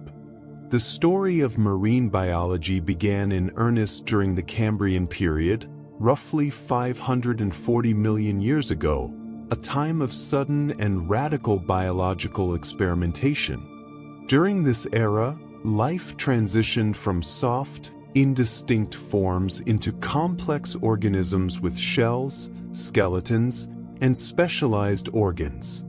It was a chaotic burst of evolutionary creativity that fundamentally restructured the chemical and physical makeup of the sea. One of the most striking figures of this time was the Anomalocaris, a creature whose name translates to unusual shrimp. Measuring up to 3 feet in length, it possessed circular, tooth-lined mouthparts and spiked appendages designed to seize prey with terrifying efficiency. This was the ocean's first true apex predator, a pioneer in the art of the hunt that forced other species to evolve armor and defensive strategies.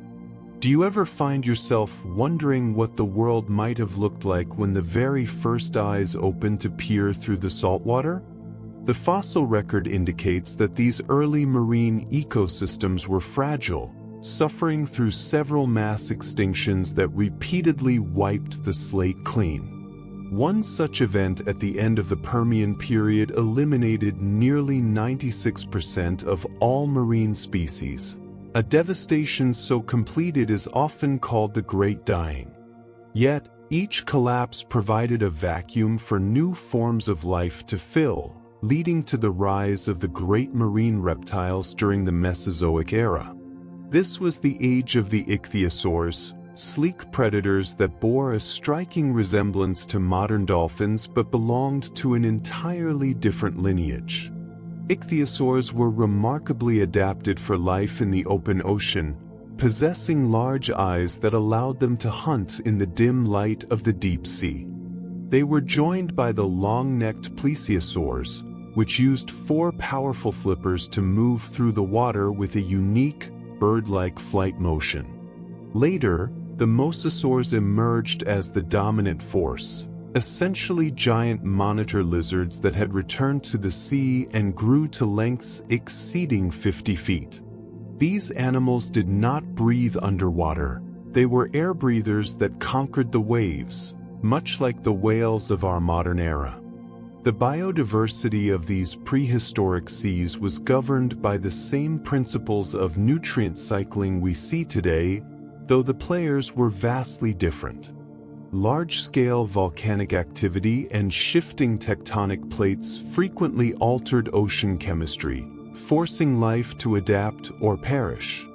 Eventually, the asteroid impact at the end of the Cretaceous period brought the reign of these giant reptiles to an end, clearing the way for the rise of mammals. This cyclical nature of extinction and rebirth reminds us that the ocean is not a static environment, but a living, breathing system that has reinvented itself countless times over hundreds of millions of years. Every drop of water carries the legacy of these ancient titans, whose bones now form the very limestone and chalk that make up our terrestrial world. While many lineages succumbed to the pressures of a changing world, others found sanctuary in the profound stillness of the deep ocean. The coelacanth remains perhaps the most famous example of this evolutionary defiance, a creature that scientists believed had vanished alongside the dinosaurs 66 million years ago. Its rediscovery in 1938 off the coast of South Africa fundamentally shifted our understanding of biological persistence, revealing a lobe-finned fish that looks almost identical to its fossilized ancestors from the Devonian period. These massive, indigo-colored fish inhabit volcanic slopes and underwater caves, moving with a distinct, alternating fin rhythm that mimics the gait of a 4-legged land animal. Because their environment is so remarkably stable, their morphology has faced very little selective pressure to change, effectively pausing the clock on their outward evolution. This concept of a living fossil extends to the shallow coastal waters where the horseshoe crab resides. Though they resemble prehistoric tanks, these animals are more closely related to spiders and scorpions than to true crabs. Their survival strategy is anchored in a biological marvel found within their copper-based, sky-blue blood, which contains limulus amoebocyte lysate.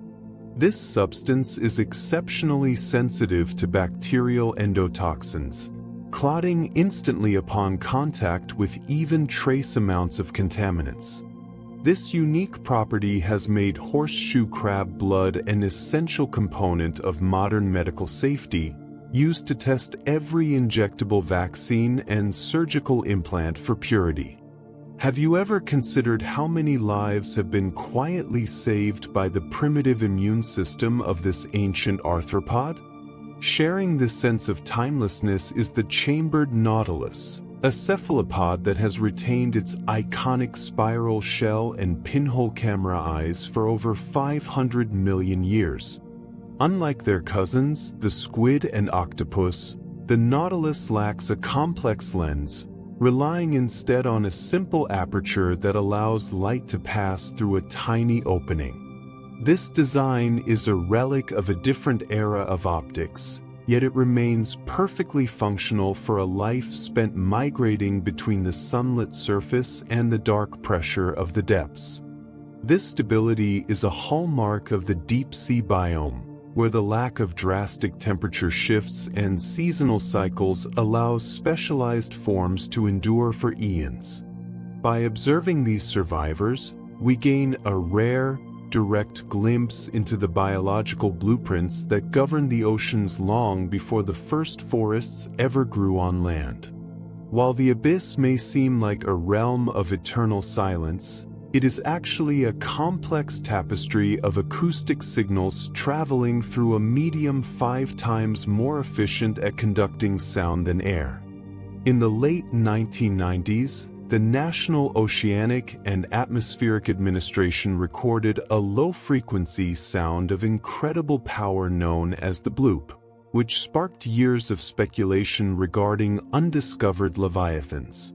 Researchers eventually determined that these massive, rumbling frequencies were actually the sounds of icequakes, caused by the cracking and calving of Antarctic glaciers.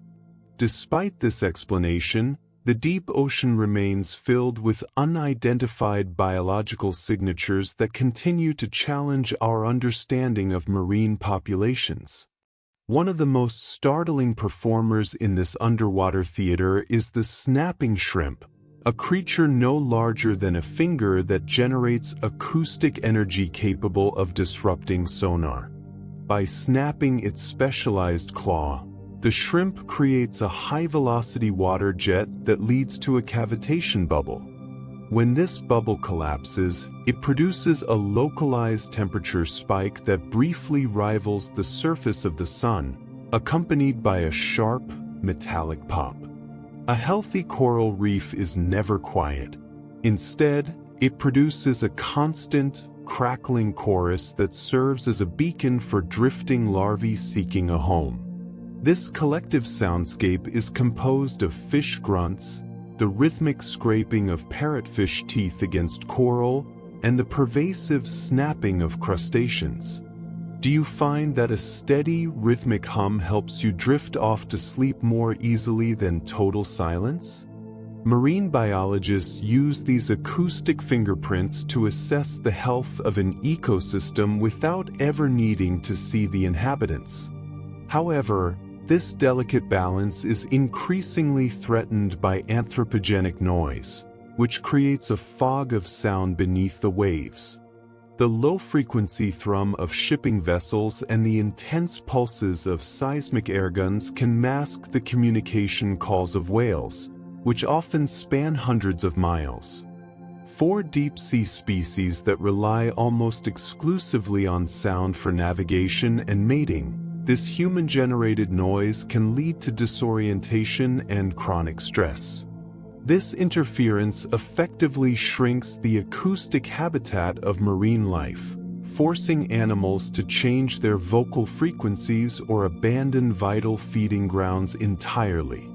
Studying these patterns reminds us that the ocean is not a void, but a living library of vibration and resonance that we are only beginning to translate.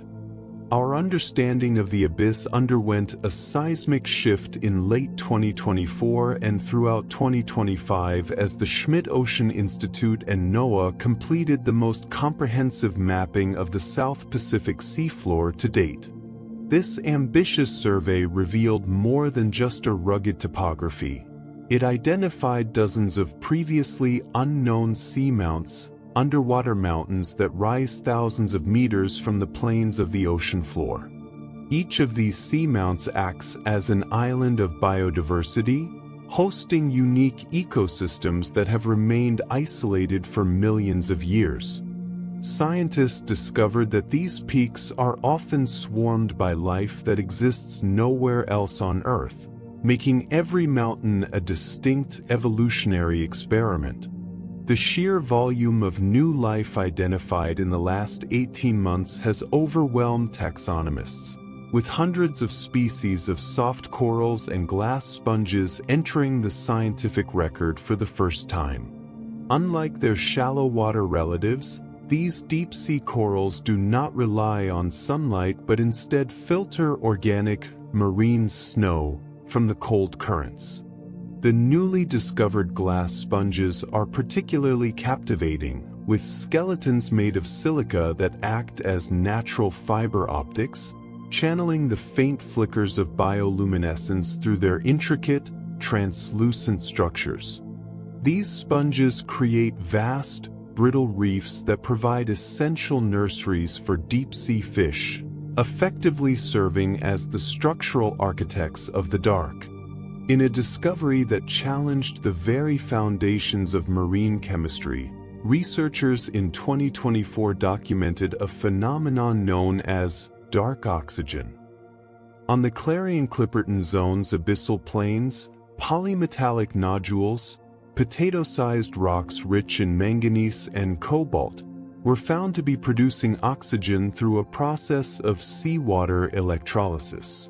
This oxygen production occurs in total darkness, independent of photosynthesis, suggesting that life in the deep ocean may have a localized source of respiration that doesn't depend on the surface world. This finding has profound implications for our understanding of how life began on Earth and how it might persist on icy moons like Enceladus or Europa. The delicate nature of these organisms has historically made them difficult to study without causing harm, but the 2025 deployment of advanced soft robotics has changed that narrative. Engineers have developed ultra-gentle robotic grippers inspired by origami and the movement of cephalopods, allowing researchers to handle diaphanous deep-sea jellies as if they were bubbles. These machines can enclose a creature in a soft, water-filled chamber, perform a high-resolution 3D scan and DNA sampling, and then release it back into the water column entirely unscathed. This shift toward non-invasive exploration ensures that our curiosity does not destroy the very wonders we are trying to document. As we peer into these newly mapped canyons and observe creatures that look more like starlight than biology, one cannot help but feel a sense of profound humility. Does the thought of these vast, unexplored spaces beneath the waves make you feel a sense of quiet wonder about what else might be hiding in the dark? The sheer scale of the South Pacific's hidden valleys reminds us that our planet still holds secrets capable of rewriting our science textbooks. Each expedition proves that the deep sea is not a static graveyard but a dynamic, pulsing frontier of discovery. The mapping efforts of 2025 also revealed the presence of massive hydrothermal vent fields in areas previously thought to be geologically quiet. These vents spew mineral-rich water heated by the Earth's internal furnace, supporting chemosynthetic bacteria that form the base of an alien food web. Around these chimneys, researchers found swarms of eyeless shrimp and giant tube worms that thrive in temperatures and pressures that would be lethal to almost any other form of life. By tracking the chemical plumes from these vents, scientists are learning how nutrients circulate through the global ocean, linking the deep interior of our planet to the atmosphere above. Advancements in autonomous underwater vehicles have allowed for longer, more sustained missions, with drones now capable of spending months at a time surveying the midnight zone. These vehicles use artificial intelligence to recognize patterns and identify anomalies, focusing their cameras on rare events like a whale fall or the sudden blooming of a jellyfish swarm. The data gathered during these long-term deployments is currently being used to create a digital twin of the ocean, a predictive model that helps us understand how the deep sea regulates the global climate. This technological leap has effectively turned the ocean into a giant, interconnected laboratory, providing a continuous stream of insights into the health of our blue planet. The mid-2020s marked a definitive shift in how we shield these underwater wildernesses from industrial pressure. By early 2025, the international community significantly accelerated the establishment of marine protected areas, moving closer to the global objective of protecting 30% of the world's oceans by 2030. These sanctuaries act as biological reservoirs where fish stocks can replenish and ecosystems can function without the immediate threats of bottom trawling or deep-sea mining. The High Seas Treaty, ratified by a growing number of nations over the last year, has finally provided a legal framework for conservation in the vast stretches of water that lie beyond national jurisdictions. Within these zones, biodiversity is not just being preserved, it is being actively allowed to flourish in ways we haven't seen in over a century. Nowhere is this proactive stance more evident than in the struggle to save our tropical reefs through the science of assisted evolution. Scientists at institutions like the Australian Institute of Marine Science have transitioned from simple reef monitoring to active genetic reinforcement. By identifying coral individuals that survived the intense heat waves of the early 2020s, researchers are selectively breeding heat-tolerant strains capable of withstanding higher baseline temperatures. This isn't about creating artificial reefs, but rather giving nature a technological nudge to keep pace with the changing climate. Recent breakthroughs in coral probiotics have also shown that applying specific beneficial bacteria can help colonies resist bleaching events, effectively boosting their immune systems. There is a quiet, profound power in the ocean's ability to mend itself once human interference is dialed back. When we stop the extraction and the noise, life returns with a speed that often surprises even the most seasoned biologists. We've observed this in the recovery of humpback whale populations, which have reached near historical levels in many regions since the commercial bans of the late 20th century. Do you remember the last time you saw a video of a massive school of fish and felt that sense of overwhelming abundance? This resilience proves that the blueprints for health are still encoded in the DNA of the sea. They simply need the space and time to be expressed.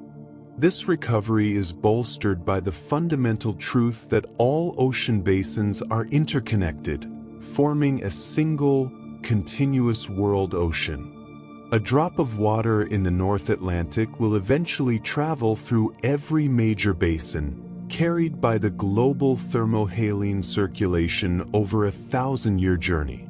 This connectivity means that a protected nursery in the Caribbean can eventually seed reefs thousands of miles away through larval drift. Our understanding of these migratory corridors has sharpened, revealing that no part of the sea is truly isolated from the rest.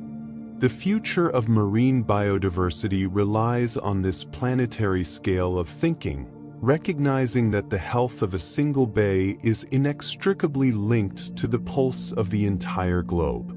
As we look toward the remaining decades of this century, the data suggests that the ocean is not a fragile victim, but a powerful engine of renewal.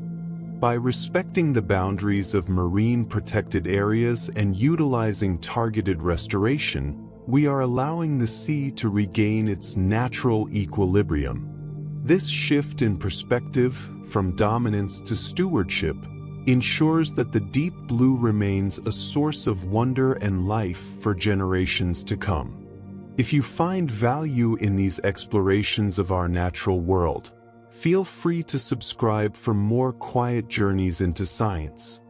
Every species, from the microscopic plankton to the blue whale, plays a part in the complex, beautiful story of our ocean. Every species, from the microscopic plankton to the blue whale, plays a part in the complex, beautiful story of our ocean.